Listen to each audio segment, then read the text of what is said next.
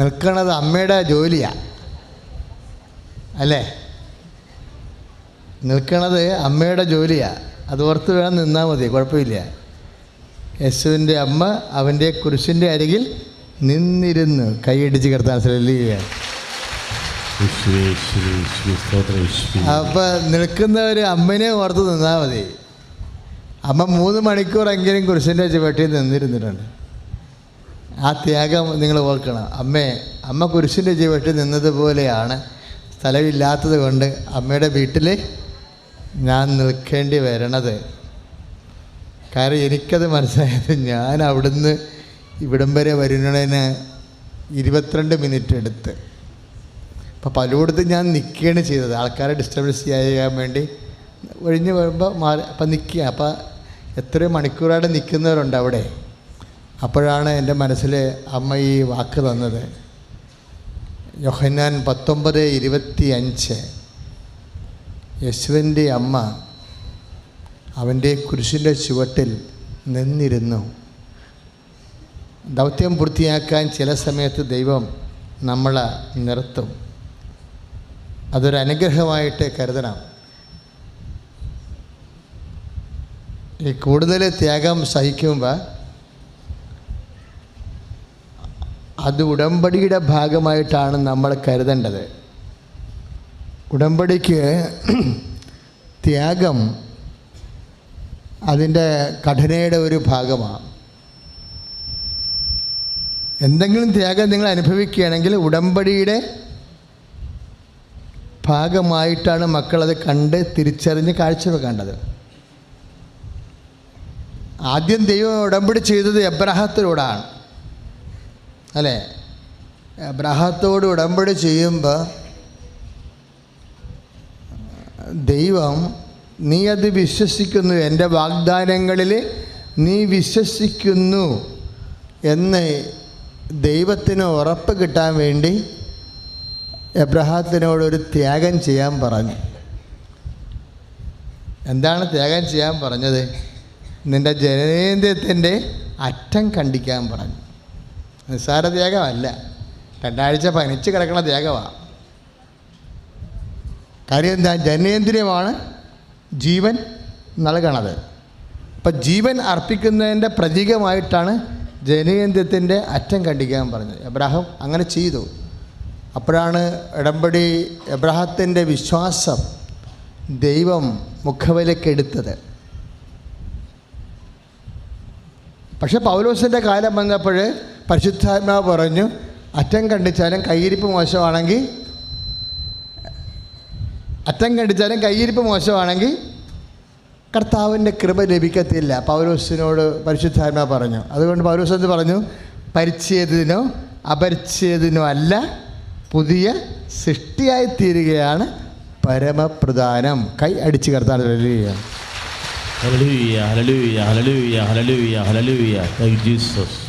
അപ്പോൾ ഉടമ്പടിയുടെ ലക്ഷ്യം എന്താ? പുതിയ സൃഷ്ടിയായി തീരുകയാണ്. പുതിയ സൃഷ്ടിയായി തീരുന്നതിൻ്റെ ഭാഗമായിട്ടാണ് നമ്മൾ അതിൽ ചില ത്യാഗങ്ങൾ സഹിക്കുന്നത്.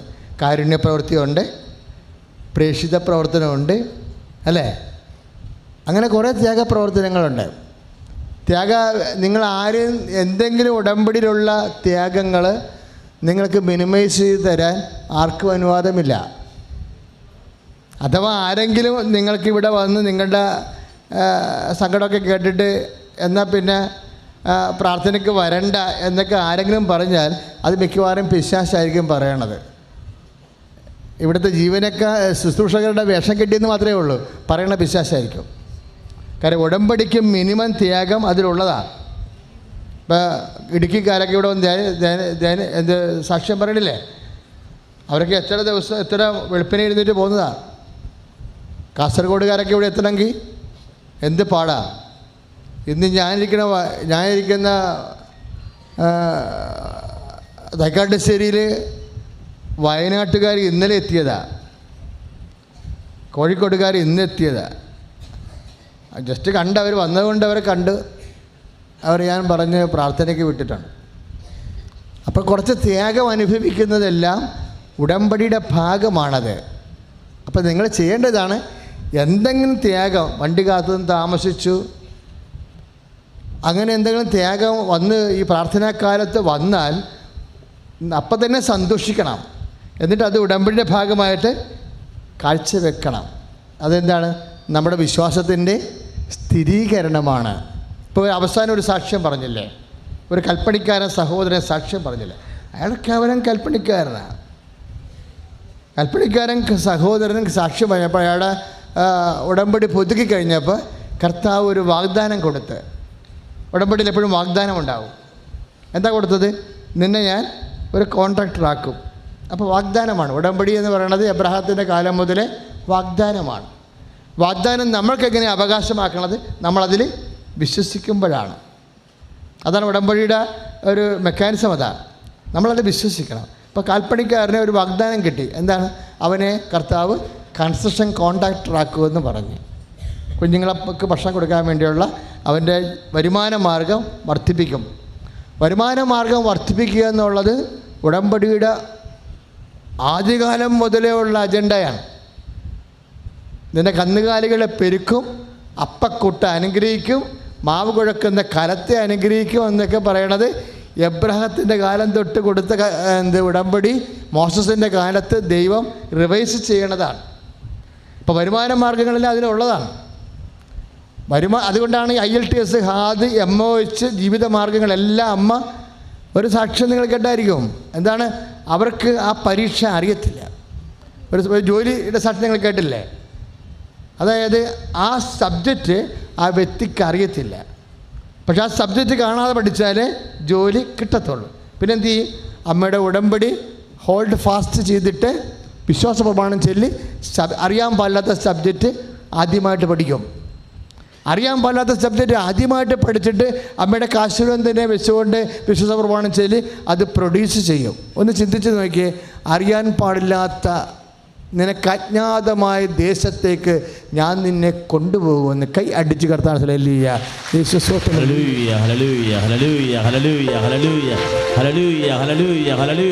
കരങ്ങൾ ഉയർത്തിക്കൊണ്ട് സ്തുതിക്കട്ടെ. ഹല്ലേലൂയ. കർത്താവേ, ഓരോ ഉടമ്പടിയിലൂടെയും കർത്താവേ വാഗ്ദാനങ്ങൾ നൽകുന്ന ദൈവമാണെന്ന് ഞങ്ങൾ വിശ്വസിക്കുന്ന കർത്താവേ, വിശുദ്ധ ഗ്രന്ഥത്തിൽ അബ്രഹാത്തോട് ചെയ്ത വാഗ്ദാനം കർത്താവേ അവനെ സന്താനം നൽകി ആശീർവദിച്ചല്ലേ, അതുവഴി തലമുറകൾ ആശീർവദിച്ചല്ലേ. നിവാസിൽ ഉടമ്പടി ചെയ്യുന്ന ഓരോ മകനെയും മകളെയും അവർ തലമുറകളും ആശീർവദിക്കപ്പെടാൻ അമ്മേ, പരിശുദ്ധ അമ്മേ, പുതിയ ശക്തിയായി അഭിഷേകമായി ജനനമായി തിരണമേ എന്ന് പ്രാർത്ഥിക്കുന്നു. ഹല്ലേലൂയ. അപ്പോൾ അങ്ങനെയൊക്കെ ഓരോ സാക്ഷ്യം കേൾക്കുമ്പോൾ നിങ്ങൾ ശ്രദ്ധിക്കണം. ഉടമ്പടി വിഹിത പ്രകാരമുള്ള സാക്ഷ്യങ്ങളാണ് പറയണതെല്ലാം. ഓരോ സാക്ഷ്യം കേൾക്കുമ്പോൾ ഞാൻ വളരെ ശ്രദ്ധിക്കും. ഉടമ്പടിയുടെ നിബന്ധനകളുമായി, ഉടമ്പടിയുടെ വാഗ്ദാനങ്ങളുമായി, ദൈവം നൽകിയ വാഗ്ദാനങ്ങളുമായി ഇതെങ്ങനെയാണ് യോജിച്ച് നിൽക്കണമെന്ന്. ഇപ്പോൾ IELTS, MOH, ഹാദ്, അതുപോലെ തന്നെ പ്രൊമട്രി എക്സാം എല്ലാം എന്താ? ഭക്ഷണം കഴിക്കണ മാർഗമാണ്. നിൻ്റെ അപ്പക്കുട്ടയെ ഞാൻ അനുഗ്രഹിക്കും. അതാണ് വചനം. അപ്പോൾ നിയമാവർത്തനം 28:4-9 വചനം. നിൻ്റെ അപ്പക്കുട്ടയെ അനുഗ്രഹിക്കും, മാവ് കുഴക്കുന്ന കലത്തെ അനുഗ്രഹിക്കും, എണ്ണ പറ്റിപ്പോകത്തില്ല, നിൻ്റെ വീട്ടിൽ ആഹാരം മുട്ടിപ്പോകത്തില്ല. കൈ അടിച്ച് കർത്താൻ ഹല്ലേലൂയ. ഹല്ലേലൂയ. ഹല്ലേലൂയ. കരങ്ങൾ ഉയർത്തിക്കൊണ്ട് സ്തുതിക്കട്ടെ. ഹല്ലേലൂയ. കർത്താവേ, സമർപ്പിക്കുന്നു, ആരാധിക്കുന്നു, ഞങ്ങളുടെ കുടുംബത്തെ സമർപ്പിക്കുന്നു, ഓരോ കുടുംബത്തിലെ അടുക്കളയെ സമർപ്പിക്കുന്നു, ജീവിത ആഗ്രഹങ്ങളെ സമർപ്പിക്കുന്നു, ഉടമ്പടി ചെയ്ത യോഗങ്ങളെ സമർപ്പിക്കുന്നു, ജീവിത ദുരിതങ്ങളെ സമർപ്പിക്കുന്നു, ജീവിത മാർഗങ്ങളെ സമർപ്പിക്കുന്നു. ഹല്ലേലൂയ.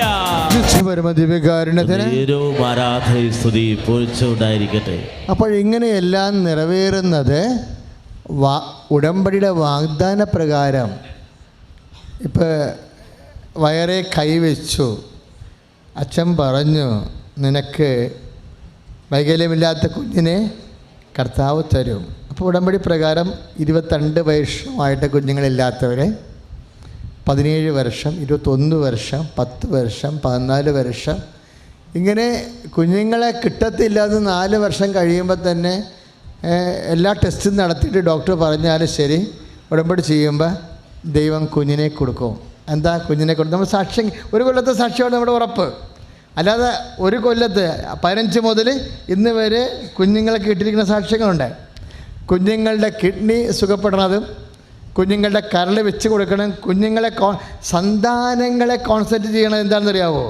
അബ്രാഹത്തിന് ഉടമ്പടി ചെയ്യാൻ നേരത്തെ ദൈവം വിളിച്ചപ്പോഴേ ഞാനും നീയും തമ്മിൽ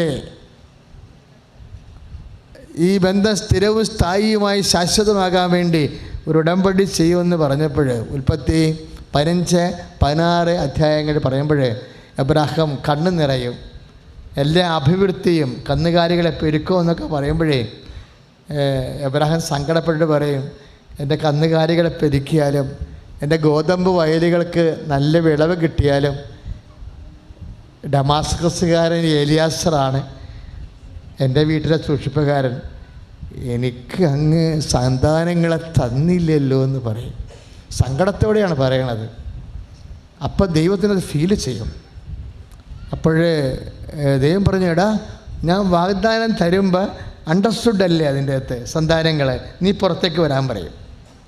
ഞാൻ വാഗ്ദാനം തരുമ്പോൾ സന്താനങ്ങൾ അണ്ടർസ്റ്റുഡ് അല്ലേ, അതിൻ്റെ അകത്ത് അറിയാതെ തന്നെ ഉള്ളതാണല്ലോ, പിന്നെ നീ എന്നോടത് പറയേണ്ട കാര്യമില്ല, എന്നാലും നീ പുറത്തേക്ക് വാ എന്ന് പറയും. അപ്പോൾ പുറത്തേക്ക് വരുമ്പോൾ പറയും, നീ എന്നെ കാണുന്നത് ഞാൻ മണ്ണും നക്ഷത്രങ്ങളും, അതുപോലെ ഞാൻ നിനക്ക് സന്താനങ്ങളെ തരുമെന്ന്. 1 അല്ല 2 അല്ല 10,000 സ്തുതിയുടെ ഹല്ലേലൂയ. കരങ്ങൾ ഉയർത്തിക്കൊണ്ട് സ്തുതിക്കട്ടെ. സദാരഹിതരെ സമർപ്പിക്കുന്ന കർത്താവേ, പലവട്ട അബോധരായി പോയിട്ടുള്ളവരെ സമർപ്പിച്ച് പ്രാർത്ഥിക്കുന്ന കർത്താവേ, സന്താനം കിട്ടാതെ വിഷമിക്കുന്നവരെ സമർപ്പിക്കുന്നു. വധ്യായ എലിസബത്തിന് സന്താന ഭാഗ്യം കൊടുത്ത ദൈവമേ, കർത്താവായ ദൈവമേ, സാറായിക്ക് 90-ാമത്തെ വയസ്സിൽ ജീവിത അവസാനത്തിന് സന്താന ഭാഗ്യം കൊടുത്ത് അബ്രഹാത്തെ കുടുംബത്തെ അനുഗ്രഹിച്ച ദൈവമേ, ഇപ്പോൾ പ്രാർത്ഥിക്കുന്ന ഓരോ മകനെയും മകളെയും ആശീർവദിക്കണമേ. ഇപ്പം സന്താനങ്ങളെന്ന് പറയുന്നത് ഉടമ്പടിയുടെ ആദിമ വാഗ്ദാനങ്ങളിൽ ഒന്നാണത്.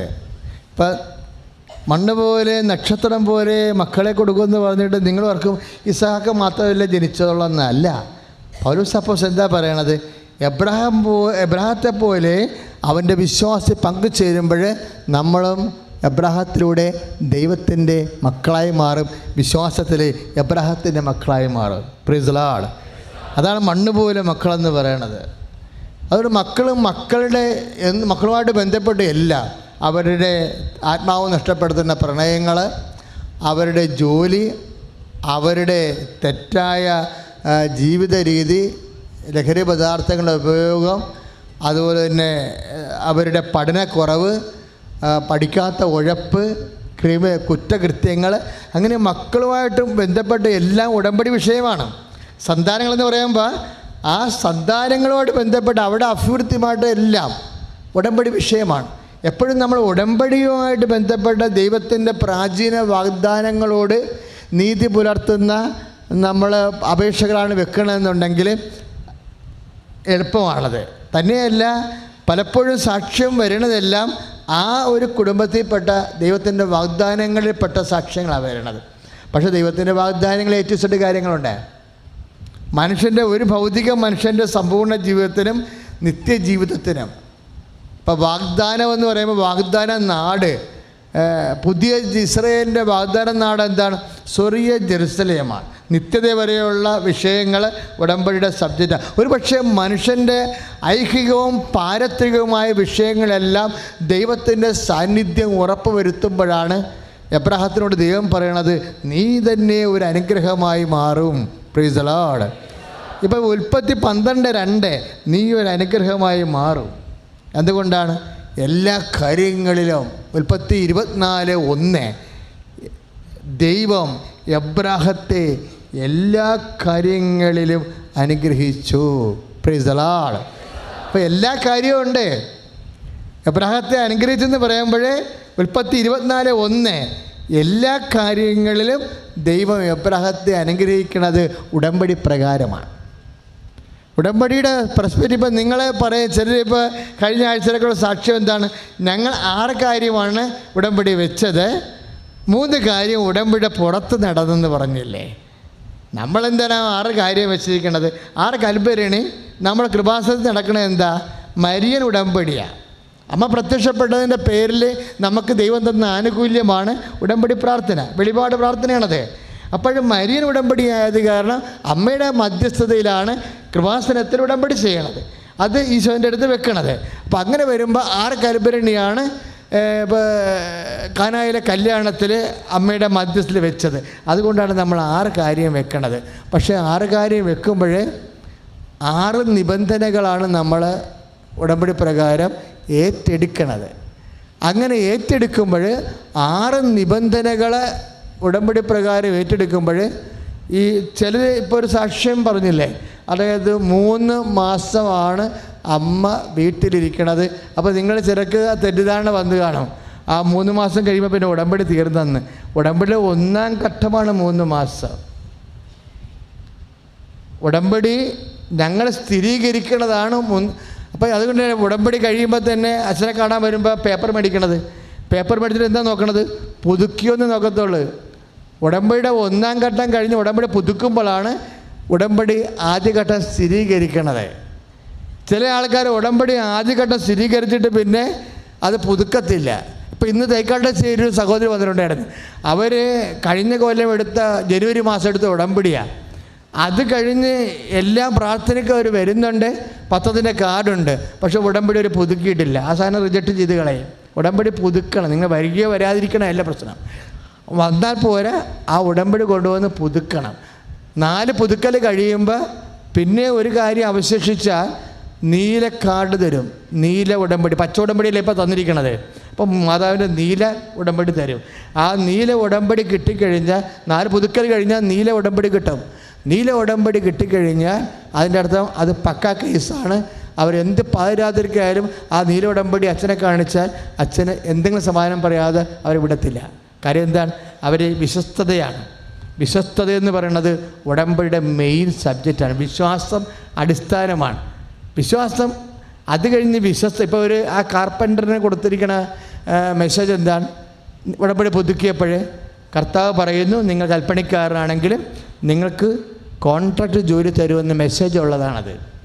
അച്ഛന് കിട്ടുന്ന സന്ദേശങ്ങൾ ചാർട്ടിങ് മെസ്സേജിൽ വെക്കുമ്പോൾ അയാൾ കൺകറൻറ്റ് ചെയ്ത് സൂചിക വന്നാൽ ആണത് അത് ഉറപ്പാക്കണത്. അപ്പം അങ്ങനെ കൊടുക്കുന്നതാണ്.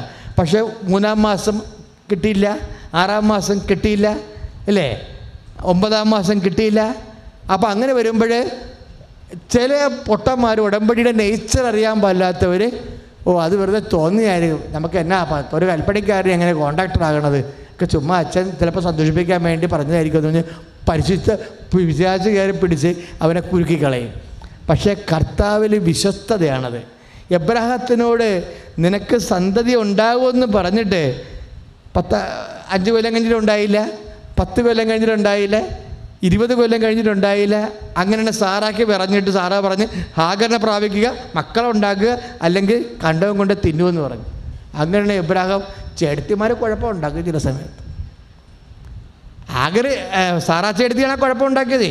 മര്യാദക്ക് കർത്താവിൻ്റെ കാലം വരെ ആ കർത്താവിനൊരു സംഭവത്തിൽ ഈ ലാഗ് ചെയ്യുമ്പോൾ ഓർക്കുക, വിശ്വസ്തതയാണ് വിഷയമെന്ന്. നമ്മൾ ഒരു വിഷയം, ഒരു വാഗ്ദാനത്തിൻ്റെ ഉത്തരം ഉടമ്പടി പ്രകാരം എബ്രാഹത്തിന് താമസിച്ചു. 25 കൊല്ലം കഴിഞ്ഞപ്പോഴാണ് സാറാ ഗർഭിണിയായത്. അപ്പോൾ അവർക്ക് 100 വയസ്സുണ്ട്. അവർക്ക് ഉടമ്പടി കൊടുക്കണ കാലത്ത് വാഗ്ദാനം കൊടുക്കുമ്പോൾ സാറാക്ക് 75 വയസ്സേ ഉള്ളൂ. പക്ഷേ ഇസഹാക്ക് ജനിക്കണ കാലത്ത് ഇസഹാക്കിനെ പ്രഗ്നൻ്റ് ആകുന്ന സമയത്ത് അവർക്ക് 100 വയസ്സുണ്ട്. അപ്പോൾ ദൈവം എന്താ ഉദ്ദേശിക്കണത്?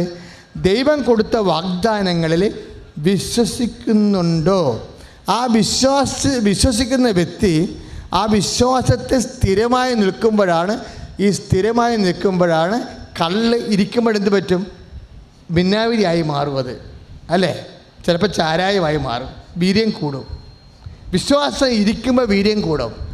ആ വീര്യം കൂടിയ വിശ്വാസത്തിൻ്റെ പേരാണ് വിശ്വസ്തത.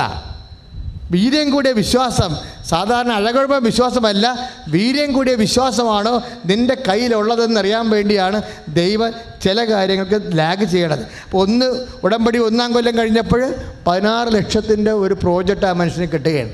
അത് സുന്ദരമായ മനുഷ്യൻ ചെയ്തു എന്നുള്ളതാണ്. എത്രയോ പേര് ചെയ്യുന്നു, എന്തുമാത്രം നഷ്ടം വരുന്നു. ഈ കല്ല് കെട്ടിട പണിക്കാർ, കോൺട്രാക്ടർമാർക്കെല്ലാം നഷ്ടമാണ്. എനിക്ക് അതായത് പലരും ഈ ഉടമ്പടി ചെയ്യാൻ വരുമ്പോൾ ഞാൻ ചോദിക്കുമ്പോൾ പറയണത് എൻ്റെ വെച്ചാൽ കോൺട്രാക്ടറാണ്, പക്ഷേ കണ്ടവൻ്റെ കയ്യിലാണ് കാശെന്ന്. കാര്യം എല്ലാവരും കെട്ടിടം പണിയിക്കുന്നുണ്ട്, വലിയ ആഘോഷമായിട്ടൊക്കെ പണിയിക്കും. പക്ഷേ താക്കോല് നമ്മൾ കൊടുക്കുമ്പോൾ മിക്കവാറും ഒരു 20 ലക്ഷം രൂപ യവൻ നമുക്ക് തരാനുണ്ടാവും, അതിൽ 10 ലക്ഷമെങ്കിലും തരാനുണ്ടാവും. അങ്ങനെയാണ് നഷ്ടം വരണത്. നമ്മൾ ബ്ലേഡിന് കാശെടുത്ത് പണിത് കൊടുക്കും, പലിശ നമ്മൾ കൊടുക്കേണ്ടി വരും, കാശ് അവൻ്റെ കയ്യിരിക്കും. പക്ഷേ ഇത് ആ പാവപ്പെട്ടൊരു ന്യായ പൈസ ഇല്ലാതെ ആ കാശ് കിട്ടുകയും ചെയ്ത് അത് അവന് ഉപകരിക്കുകയും ചെയ്യാം. ദൈവം തരുമ്പോൾ ദൈവം അത് കൃത്യമായിട്ട് വാങ്ങിച്ചു തന്ന് നിൻ്റെ സമ്പൽ സമൃദ്ധി ദൈവത്തിൻ്റെ ഒരു വിഷയമാണ്. നിൻ്റെ സമ്പൽ സമൃദ്ധിയെ ദൈവത്തിൻ്റെ ഒരു വിഷയമാണ്. നീ സമാധാനത്തിലും സന്തോഷത്തിലും ജീവിക്കണം ദൈവം ആഗ്രഹിക്കുന്നുണ്ട്. അതുകൊണ്ടാണ് കർത്താവ് പറയണില്ലേ, കർത്താവിൻ്റെ വചനങ്ങളൊക്കെ കേട്ട് കഴിയുമ്പോൾ കർത്താവ് പറയും, ഇതുങ്ങളെ ഇങ്ങനെ വെറും കൈയോടെ പറഞ്ഞു വിട്ടാൽ വഴി വെച്ച് താഴ്ന്നു വീണാൽ എന്ത് ചെയ്യും? ഭയങ്കര ബൈബിളിലെ ഏറ്റവും ഹൃദയസ്പർശിയ ഒരു വാക്കാണ്. കർത്താവിൻ്റെ വചനം കേട്ട് കഴിയുമ്പോൾ കർത്താവ് ശിഷ്യന്മാരോട് പറയും, ഞാൻ ഇതുങ്ങളെ വെറും കൈയോടെ പറഞ്ഞു വിട്ടാൽ ഇതുങ്ങൾ വഴിയിൽ തളർന്നു വീഴും. അയ്യോ, അത് ഈശോ മാത്രം പറയുന്ന, അതാണ് ഈശോൻ്റെ മനസ്സ്. മർക്കോസിൻ്റെ സുവിശേഷത്തിൽ 8-ാം അധ്യായം 3-ാം വാക്യമാണ്, ഞാൻ അവരെ ഒന്ന് പറഞ്ഞ് വെറും കൈയോടെ പറഞ്ഞു വിട്ടാൽ അവർ വഴിയിൽ തളർന്നു വീഴും. എൻ്റെ ദൈവപൈതലേ, നീ ഞാനും ജീവിത വഴി തളർന്നു വീഴാൻ നിന്റെ ദൈവം ഇഷ്ടപ്പെടുന്നില്ല. കൈ അടിച്ച് കർത്താവ് ഹല്ലേലൂയ ഹല്ലേലൂയ ഹല്ലേലൂയ ഹല്ലേലൂയ ഹല്ലേലൂയ. കരങ്ങൾ ഉയർത്തിക്കൊണ്ട് സ്തുതിക്കട്ടെ. ഹല്ലേലൂയ. കർത്താവേ, ഞങ്ങളുടെ ജീവിത ഘട്ടങ്ങളില്, വിഷമസന്ധികളില്, ജീവിതത്തിന്റെ പ്രതിസന്ധികളില് കർത്താവേ ഞങ്ങളെ തളർന്നു വിടാതെ മുന്നേറ്റ് പോകാൻ ശക്തി വരണമെന്ന് പ്രാർത്ഥിക്കുന്നു. ആരാധനയും സ്തുതിയും പുകഴ്ചയും ഉണ്ടായിരിക്കട്ടെ. ആരാധനയും സ്തുതിയും പുകഴ്ചയും ഉണ്ടായിരിക്കട്ടെ. മക്കളെ, ഉടമ്പടി കാലത്ത് ഇതുപോലെ വിശ്വസ്തത ടെസ്റ്റ് ചെയ്യാൻ വേണ്ടി ചില കാര്യങ്ങൾക്ക് അനുഗ്രഹം താമസിക്കുകയാണെങ്കിൽ മക്കളൊരു പണി ചെയ്യണം. അതൊരു കൊയ്ത്ത് കാലമാണ്. അതായത് ഈ വിശ്വസ്തതയായാലും നീ വിശ്വാസമായാലും നീ ആർജിക്കുന്നത് ദൈവം സമ്പത്തായിട്ടാണ് കരുതണത്. മനസ്സിലായില്ലേ? നിൻ്റെ വിശ്വസ്തത ദൈവം കരുതുന്നത് സമ്പത്തായിട്ടാണ്. ഇപ്പം ത്യാഗം അനുഭവിച്ചുകൊണ്ട് ഒരു കർത്താവിൻ്റെ വാഗ്ദാനത്തിന് വേണ്ടി പാലിച്ച് വിശ്വസ്തയോടെ ജീവിക്കുന്ന ആൾക്കാരില്ലേ, അതെന്താണ്? സമ്പത്താണ്. അത് ദൈവ തിരുസന്നിധിയിൽ സമ്പത്തായിട്ട് മാറും. ഇപ്പോൾ നമ്മൾ ലൂക്കായുടെ സുവിശേഷം 12:21 ഒരു മനോഹരമായ വചനമുണ്ട്. എന്താ പറയണത്? ദൈവ തിരുസന്നിധിയിൽ സമ്പന്നനാകാതെ തനിക്ക് വേണ്ടി തന്നെ സമ്പത്ത് ശേഖരിക്കുന്നവൻ്റെ സ്ഥിതി. അപ്പോഴവിടെ എന്താ ഒരു വിഷയം? ദൈവ തിരുസന്നിധി സമ്പന്നത എന്ന് പറഞ്ഞൊരു വിഷയമുണ്ട്. ഈ വിശ്വസ്തതയുടെ കാലം എന്ന് പറയുന്നത് എന്താണ്? എബ്രാഹിം എങ്ങനെയാണ് സമ്പന്നനായത്? ക്യാഷ് കൈൻഡായിട്ട് നമുക്ക് സമ്പന്നനാകാം. അത് മനുഷ്യൻ്റെ മുമ്പിലുള്ള സമ്പത്താണ്. മനുഷ്യൻ്റെ മുമ്പിലുള്ള സമ്പത്തുണ്ടാകാം, അതുപോലെ ദൈവത്തിൻ്റെ തിരുസന്നിധി സമ്പത്തുണ്ടാകാം. ദൈവത്തിൻ്റെ തിരുസന്നിധി സമ്പത്തെന്ന് പറയുന്നത് വിശ്വാസവും പ്രത്യാശ, സ്നേഹം, വിശ്വസ്തതയാണ്. ആ വിശ്വാസത്തിൻ്റെയും പ്രത്യാശയുടെയും സ്നേഹത്തിൻ്റെയും ഒരു കാലം. അതെങ്ങനെയാണ് നമ്മൾ സമ്പത്താക്കി മാറ്റണമെന്ന് വെച്ച് കഴിഞ്ഞാൽ അവിടെ പരാതി വരത്തില്ല. വിശ്വസ്തത കാണിക്കുകയും ചെയ്യും. പ്രയാസ കാര്യങ്ങളിൽ പരാതി പറയത്തില്ല. ഇപ്പം ഈ പ്രയാസം ഉണ്ടാകുകയും ഈ പ്രയാസം മുഴുവൻ ഒരു ബക്കറ്റ് പാല്, അതിൽ ഒരു തുള്ളി വിഷമിട്ട് കഴിയുമ്പോൾ ആ പാല് മൊത്തം കുടിക്കാൻ പറ്റത്തില്ല പിന്നെ, ഇല്ലേ? അതുപോലെ നീ വിശ്വസ്തതയായിട്ട് പോവുകയും അതിനിടക്ക് ദൈവം പരാതി പറഞ്ഞ് എന്താ പരാതി? ഇപ്പോൾ ഒരു സാക്ഷ്യം കേട്ടില്ലേ, ഇടി കൃപാസനത്തിൽ പോണ എല്ലാവർക്കും അനുഗ്രഹം ഉണ്ടല്ലോ, നിനക്ക് മാത്രം എന്താ ഒന്നും പറയാനില്ലാത്തതെന്ന് ചോദിച്ചില്ലേ? അത് ദൈവദിനസിൻ്റെ പരാതിയാണ് സാധനം. അമ്മയാണ് പറഞ്ഞെങ്കിലും കുഴപ്പമില്ല, ഉടമ്പടി ചെയ്തവർ പറയരുത്. ഉടമ്പടിയുടെ ബന്ധത്തിൽ വരാത്തവർക്ക് എന്ത് വേണമെങ്കിലും പറയാം. ഉടമ്പടി ചെയ്തവർ മിണ്ടരുത്. ഉടമ്പടി ചെയ്ത ആൾക്കാർ മിണ്ടിയിട്ടില്ല. ഉടമ്പടി ചെയ്തവർ പിന്നെയും ദൈവ തിരുസന്നിധി ജനങ്ങൾ പൊരിഞ്ഞ് വിശന്നപ്പോൾ ജനങ്ങൾ മോസസിനെ കൊല്ലാൻ പോയി. അപ്പോൾ ഉടമ്പടി പ്രകാരം ജനങ്ങളുടെ അടുത്ത് ഒന്നും പറഞ്ഞില്ല, ദൈവത്തിൻ്റെ അടുത്ത് മോസസ് ഒന്നും പറഞ്ഞില്ല. അപ്പോൾ മോസസിന് മനസ്സിലായി ജനത്തിനും ഒപ്പിക്കണം, ദൈവത്തെ ഒപ്പിക്കണം. ഭയങ്കരമായ ഒരു ചക്ക് അച്ചാണി പോലെയുള്ളൊരു ജീവിതമാണ് മോസസിൻ്റെത്. ഇതുകൊണ്ട് എന്താ മെച്ചം എന്ന് തൻ്റെ ഉള്ളിൽ ചോദിക്കുമ്പോൾ മോസസിനോട് ആത്മാവ് പറയും, കർത്താവിൻ്റെ പുസ്തകത്തിൽ നിൻ്റെ പേരുണ്ടെന്ന് പറയും. അതാണ് നിനക്ക് വിശ്വസ്തത പാലിക്കുമ്പോൾ, വിശ്വാസം പ്രാപിക്കുമ്പോൾ നിനക്ക് ക്യാഷ് ആൻഡ് കൈൻഡായിട്ട് ദ്രവ്യ അനുഗ്രഹങ്ങൾ ലഭിക്കുന്നതിനേക്കാളുപരി ജീവൻ്റെ പുസ്തകത്തിൽ നിൻ്റെ പേരുണ്ടെന്ന് പറയും. അപ്പോൾ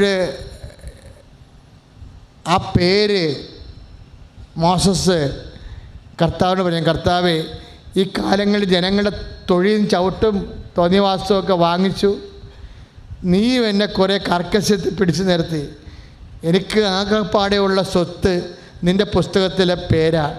ഇപ്പം ഞാൻ പറയുന്നത് തെറ്റാണെങ്കിൽ നീ എന്നോട് ക്ഷമിക്കണം, ജനങ്ങൾ പട്ടിണിയാണ്, എൻ്റെ പേര് നീ മായ്ച്ചു കളഞ്ഞു എന്ന് പറയും. എൻ്റെ പേര് നീ മായ്ച്ചു കളഞ്ഞു. അപ്പോഴും ദൈവത്തെ ഒന്നും പറഞ്ഞില്ല മോസസ്,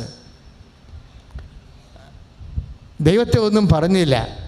അപ്പോഴും സ്വയം വീണ്ടും ത്യാഗം അനുഭവിക്കാൻ വേണ്ടി അത്രയും നാൾ എന്തെങ്കിലും നേടിയെങ്കിൽ നേടിയത് കർത്താവിൻ്റെ പുസ്തകത്തിലെ തൻ്റെ പേര് മാത്രമാണ്. അപ്പോഴും ദൈവത്തെ, നീ എന്താണ് എന്നോട് അങ്ങനെ പറഞ്ഞത്? നീ എന്തിനാണ് ജനങ്ങളെ മരുഭൂമിയിലിട്ട് വരിച്ചത്? നീ വിളിച്ചരുത്തിയിട്ടല്ലേ അവർ ചോദിക്കാൻ കേട്ടില്ലേ, ഈജിപ്തിലെ ഇറച്ചി ചട്ടിയെക്കുറിച്ചാണ് അവർ സംസാരിക്കുന്നത്, അപ്പത്തെക്കുറിച്ച് സംസാരിക്കുന്നു, സവാളയും ഉള്ളിയെക്കുറിച്ച് സംസാരിക്കുന്നു. അവർ കൊതി കൊണ്ട് അവിടെ കിറിനാറുന്നു, അവരെന്നെ ആക്രമിക്കാൻ വരണം. ഞാൻ എന്നാലും നിന്നെ ഒന്നും പറയത്തില്ല, നീ പറഞ്ഞിട്ടാണ് ഞാനിതെല്ലാം ചെയ്തതെങ്കിലും എനിക്കിപ്പോൾ പണയം വിൽക്കാനായിട്ട് ഒന്നേ ഉള്ളൂ, നിൻ്റെ ഉള്ളിലുള്ള എൻ്റെ പേര്, അതുകൂടി നീ എടുത്തിട്ട് ജനങ്ങളെ സഹായിക്കാൻ പറയും. അപ്പോഴും മോസസ് ദൈവത്തെ ഒന്നും പറയത്തില്ല. ഉടമ്പടി എപ്പോഴും നമ്മൾ ശ്രദ്ധിക്കണം. കുറേ വിശ്വസ്തതയുടെ പോയിട്ട് പിന്നെ എന്തെങ്കിലും നമ്മൾ അതാണ് അമ്മ ഒരിക്കലും ഒന്നും പറയത്തില്ലല്ല, ഈശോ ഒരിക്കലും ഒന്നും പറയത്തില്ലല്ല. ഉടമ്പടിക്കാരും മിണ്ടത്തില്ല, ഹൃദയത്തിൽ സംഗ്രഹിക്കുകയുള്ളൂ. ഏത് ചാണാക്കുഴി പ്രസവിച്ച് കിടക്കേണ്ടി വന്നാലും ഓരോ വീടും മുട്ടി നിറവയറുമായിട്ട് മുട്ടിയിട്ട് മുഖത്തടിക്കുന്ന പോലെ വാതിലടച്ചാലും അമ്മ ഒന്നും മിണ്ടത്തില്ല. അപ്പം നീ പറഞ്ഞിട്ടാണല്ലോ ഞാൻ നിൻ്റെ മകനെയാണല്ലോ ഗർഭം ധരിച്ചത്, എവിടെയെങ്കിലും ഒരു ചാർത്തെങ്കിലും കിട്ടിയാൽ മതിയായിരുന്നു, നടുവനങ്ങണില്ലല്ലോ അപ്പ എന്ന് അമ്മ പറഞ്ഞില്ല, ഹൃദയത്തിൽ സംഗ്രഹിച്ചു. ഉടമ്പടിയുടെ കാലം വളരെ ശ്രദ്ധിക്കണം. ചിലപ്പോൾ നിൻ്റെ വിശ്വാസം ദൈവത്തിന് ഇഷ്ടപ്പെട്ടു, ദൈവത്തിന് വിശ്വാസം ഇഷ്ടപ്പെട്ട് കഴിഞ്ഞാൽ പിന്നെ എന്താ കുഴപ്പമെന്ന് അറിയാമോ? ദൈവം നല്ല മക്കളെയൊക്കെ വളർത്തിക്കൊണ്ട് വരണത് വിശ്വസ്തത പരിശോധിച്ചിട്ടാണ്. അപ്പോഴാണ് പറഞ്ഞത് ചാണാക്കുഴി പ്രസവിച്ച് കിടക്കാൻ പറഞ്ഞ് അവിടെ കിടന്ന്. അപ്പോഴും അമ്മ ഹൃദയത്തിൽ അട്ടടയന്മാർ വരുമ്പോൾ ഹൃദയത്തിൽ സംഗ്രഹിച്ചെന്നാണ് പറയണത്. പറ്റുന്നറിയാൻ വേണ്ടി നാട്ടുകാരും വീട്ടുകാരും ബന്ധുക്കളും ആരുമില്ല, ഒരു പരിചയമില്ലാത്ത കുറേ അപരിചിത മനുഷ്യർ പ്രാകൃതർ വന്നിട്ട് നൊക്കി നെച്ചും പോയപ്പോൾ അമ്മ ഹൃദയത്തിൽ സംഗ്രഹിച്ചെന്ന പ്രാകൃത അനുഭവങ്ങളാണ്. ബന്ധുക്കൾ അനുഭവങ്ങളെക്കാൾ നമുക്ക് സ്വന്തമായി വന്നാലും അമ്മ ഹൃദയത്തിൽ സംഗ്രഹിക്കുകയുള്ളൂ. ആ അമ്മയുടെ പേരിലും മധ്യസ്ഥത്തിലുമാണ് നീ ഉടമ്പടി ചെയ്തിരിക്കുന്നത്. പ്രാർത്ഥിക്കുക, കർത്താവായ ദൈവമേ,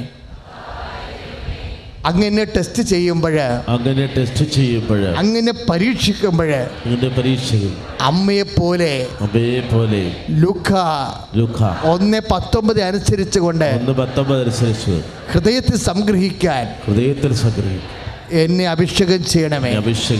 ഐസയാ 53:7 അനുസരിച്ച് ഈശോനെ പോലെ സകലദാസനായി കൊല്ലാം കൊണ്ടുപോകുന്ന കുഞ്ഞാടിനെ പോലെ അറവശാലയിലേക്കാണ് പോകുന്നതെന്ന് അന്തരംഗം പറഞ്ഞാലും ദൈവ തിരുസന്നിധിയിൽ ബലിക്കുഞ്ഞാടിനെ പോലെ മൗനമായിരിക്കുവാൻ എന്നെ അഭ്യസിക്കണമേ.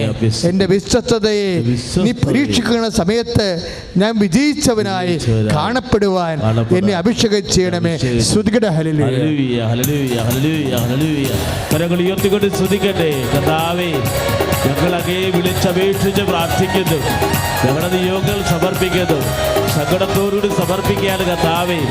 എല്ലാവർക്കും കുഞ്ഞുമുടിനെ പോലെ പൗരം അവലംബികാരുണ്യത്തിന് നിങ്ങൾ ജോലിക്ക് വേണ്ടിയും വീടിന് വേണ്ടിയും കുഞ്ഞുങ്ങൾക്ക് വേണ്ടിയുമാണ് ഉടമ്പടി ചെയ്തിരിക്കുന്നത്. അതിൻ്റെ കൂടെ ബാക്കിയെല്ലാം ദൈവം ചേർത്ത് നൽകും. ഉടമ്പടി എന്ന് പറയണത് ദൈവത്തിൻ്റെ ഒരു മഹാ ഉടമ്പടിയുണ്ട്. അതിൻ്റെ പ്രോമിസ് എല്ലാം സാക്ഷാത്കരിക്കപ്പെടും. അതാണ് ഉടമ്പടിയുടെ പ്രത്യേകത. നിത്യത വരെയാണ് ഇതിൻ്റെ ഗുണം ചെയ്യാൻ പോണത്. ഒരു പക്ഷേ ഇതിനേക്കാൾ വലിയൊരു പ്രാർത്ഥന ഇനി നമുക്ക് കിട്ടാനില്ല. അമ്മ പ്രത്യക്ഷപ്പെട്ടതിൻ്റെ പേരിൽ നൽകിയ സ്വയംദാനമാണിത്. ശരിക്കും അതറിഞ്ഞ് വേണം എൻ്റെ മക്കൾ പ്രത്യക്ഷയുടെ പ്രാർത്ഥന ചെല്ലാനും ഉടമ്പടി പ്രാർത്ഥന ചെല്ലാനും. ചില അച്ഛന്മാരൊക്കെ ചോദിക്കും എന്നോട്, എന്തിനാ നീലത്തിരി, കളർ വ്യത്യാസം എന്താണ് പച്ചത്തിരി എന്നൊക്കെ. ഒരു തിരി പോരെ? ഞാൻ പറഞ്ഞു, അല്ല, അത് ഉടമ്പടി തിരിയാ. നീലത്തിരി എന്ന് പറയുന്നത് വാഗ്ദാന പേടകം മൂടിയിരുന്നത് മോസസിനോട് ദൈവം പറഞ്ഞു കൊടുത്ത കളറാണ്. എന്താണ്?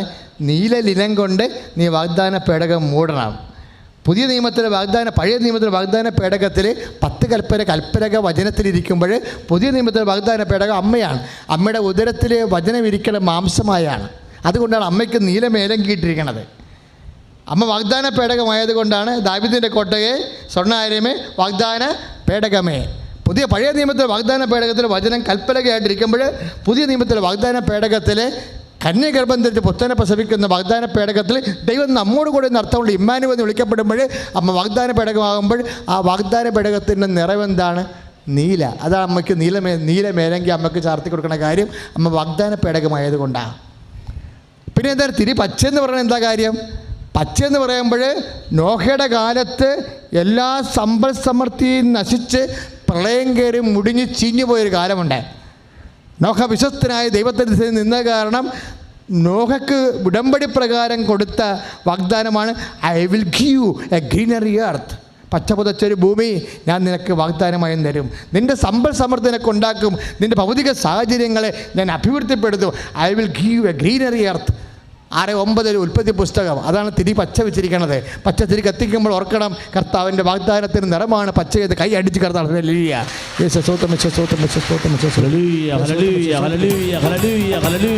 കരകൾ ഉയർത്തിക്കൊണ്ട് സ്തുതിക്കട്ടെ. കരകൾ ഉയർത്തിക്കൊണ്ട് സ്തുതിക്കട്ടെ. കരകൾ ഉയർത്തി സ്തുതിക്കട്ടെ. അപ്പേ പരിശുദ്ധ ദൈവമാതാവേ, പ്രഭാതത്തില് നീലത്തിരി കത്തിച്ച് പ്രത്യക്ഷികളുടെ പ്രാർത്ഥന ചെല്ലുന്ന മക്കള് കർത്താവേ, ഉറങ്ങുന്നതിന് മുമ്പ് സന്ധ്യാപ്രാർത്ഥനയ്ക്ക് ശേഷം പച്ചത്തിരി കത്തിച്ച് ഉടമ്പടി പ്രാർത്ഥന ചെല്ലുന്ന മക്കള് കർത്താവേ, തിരുസന്നിധിയില് അവിടെ നിയോഗങ്ങള് സങ്കടങ്ങൾ സമർപ്പിക്കുന്നു. വാഗ്ദാന പേടകമായ പരിശുദ്ധ അമ്മേ, ഈ മക്കളെ നിയോഗങ്ങൾ ഏറ്റെടുക്കണമേ. ആരാധനയും സ്തുതി പൂഴ്ചയുണ്ടായിരിക്കും. അപ്പം എൻ്റെ മക്കൾ ഉടമ്പടി ഉപ്പ്, ഉടമ്പടി കാശ് രൂപ, ഉടമ്പടി തിരി, ഉടമ്പടി തൈലം, ഇതെല്ലാം ഉപയോഗിക്കുമ്പോൾ ആദ്യം ഹാൻഡ് ബുക്ക് വായിച്ച് നോക്കണം. കാര്യം കർത്താവിൻ്റെ വചനത്തിൽ ഇല്ലാത്തത് ഒന്നും ഞങ്ങൾ നിങ്ങൾക്ക് തന്നിട്ടില്ല. ഇത് ഒരു 72 മണിക്കൂറിനുള്ളിൽ കർത്താവ് നൽകിയ വെളിപാടനുസരിച്ചാണ് ഈ പുസ്തകം എഴുതിയിരിക്കുന്നത്. ആരോടും ചോദിക്കാതെ ഒറ്റക്കിരുന്ന് പ്രാർത്ഥിച്ച് എഴുതിയതാണ്.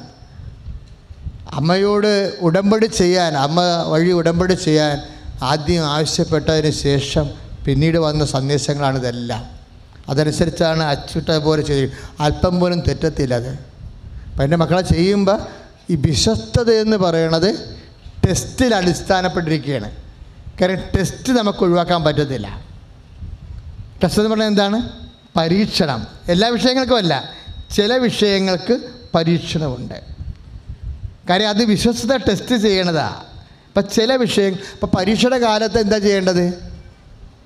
കർത്താവ് എന്താ ചെയ്തത്? പരീക്ഷയുടെ സമയത്ത് പ്രാർത്ഥിച്ചു. മരുഭൂമിയിലായാലും ഗെത്സേമനായാലും ഈശോ മുട്ടുകുത്തി പ്രാർത്ഥിച്ചു. അപ്പം നിൻ്റെ പ്രാർത്ഥനാ ലെവൽ വർദ്ധിപ്പിക്കാൻ വേണ്ടിയാണ് പരീക്ഷ വെച്ചിരിക്കുന്നത്, അല്ല നിന്നെ വിഷമിപ്പിക്കാനല്ല. പരീക്ഷ ചില കാര്യങ്ങൾ താമസിക്കുമ്പോൾ അത് പരീക്ഷയാണ്. ചില കാര്യങ്ങൾ താമസിക്കുമ്പോൾ അത് പരീക്ഷയാണ്. പരീക്ഷയുടെ ഉദ്ദേശം എന്താണ്? എബ്രഹാത്തിനെ ദൈവം 25 കൊല്ലം പരീക്ഷിച്ചില്ലേ? പുറപ്പാട് ജനതയെ 40 കൊല്ലം പരീക്ഷിച്ചു. കർത്താവിനെ 40 ദിവസം പരീക്ഷിച്ചു. അപ്പോൾ ഇതിനകത്തെല്ലാം പരീക്ഷ ഉള്ളതാണ്. വിശ്വസ്തത ടെസ്റ്റ് ചെയ്യണത് പരീക്ഷയിലൂടെയാണ്. എല്ലാ കാര്യത്തിനുമല്ല. 6 കാര്യത്തിനും പരീക്ഷ ഒന്നുമില്ല. അതിനകത്ത് ഒരു കാര്യത്തിൽ ചിലപ്പോൾ പരീക്ഷ ഉണ്ടാകും. പരീക്ഷ വരുമ്പോൾ എന്താ, എൻ്റെ വിശ്വാസത്തിൻ്റെ ലെവലേക്ക് മാറി, എൻ്റെ പരീക്ഷ എൻ്റെ SSLC മാറി ഞാൻ +2 കയറിയിരിക്കണമെന്ന് മനസ്സിലാക്കണം. അപ്പോൾ എൻ്റെ പരീക്ഷ ആ സമയത്ത് എന്താ ചെയ്യേണ്ടത്? ഇപ്പോൾ കടക്കാർ ചിലപ്പോൾ വെടിവെച്ച് പോരുമെന്നൊക്കെ പറയും. നിങ്ങൾ മൈൻഡ് ചെയ്യരുത്. നിങ്ങൾ എന്ത് ചെയ്യണം? കൊന്തയെടുത്ത് പ്രാർത്ഥിക്കണം. വില്ലേജ് ഓഫീസർ വന്ന് ജപ്റ്റ് ചെയ്യണം. ഇപ്പോൾ ഒരു മരിയൻ തപസ് കൂടി പോയ ഒരു ചേച്ചി ഞാൻ എപ്പോഴും ആ സാക്ഷി ഓർക്കും. അവർ മരിയൻ തപസ് കഴിഞ്ഞ് വീട്ടിൽ ചെന്നപ്പോഴുണ്ട് വില്ലേജ് ഓഫീസർ ജപ്റ്റി നോട്ടീസ് പതിച്ചുകൊണ്ടിരിക്കുകയാണ്. അപ്പോഴവർ കാറിക്കുമ്പോൾ നെഞ്ചട്ടടിച്ചിട്ടൊന്നുമില്ല. അവർ ജപമാല എടുത്തത് ഇങ്ങനെ ആട്ടിക്കാണ്. സാർ ഇത് കണ്ടോ, ഇത് ജപമാല എന്ന് പറയും. സാറിന് മനസ്സിലാകത്തില്ല. ഈ ജപമാല കൊണ്ട് സാറിനെ കൊണ്ട് ഞാൻ തുറപ്പിക്കുമെന്ന് പറയും. അതെന്താ കാര്യം? ഞാൻ വിശ്വസിക്കുന്നത് വിശ്വസ്തതയുടെ ദൈവത്തിലാണെന്ന്. ദൈവം നമ്മുടെ കൂടെ നിൽക്കുമ്പോൾ അതല്ലേ ഏറ്റവും വലിയ സമ്പത്ത്. വിശ്വാസം കൊണ്ടും വിശ്വസ്തത കൊണ്ടും ദൈവത്തെ നമ്മൾ ആസ്തിയാക്കുകയാണ്. കൈ അടിച്ചു കിടത്താണ് ഹല്ലേലൂയ.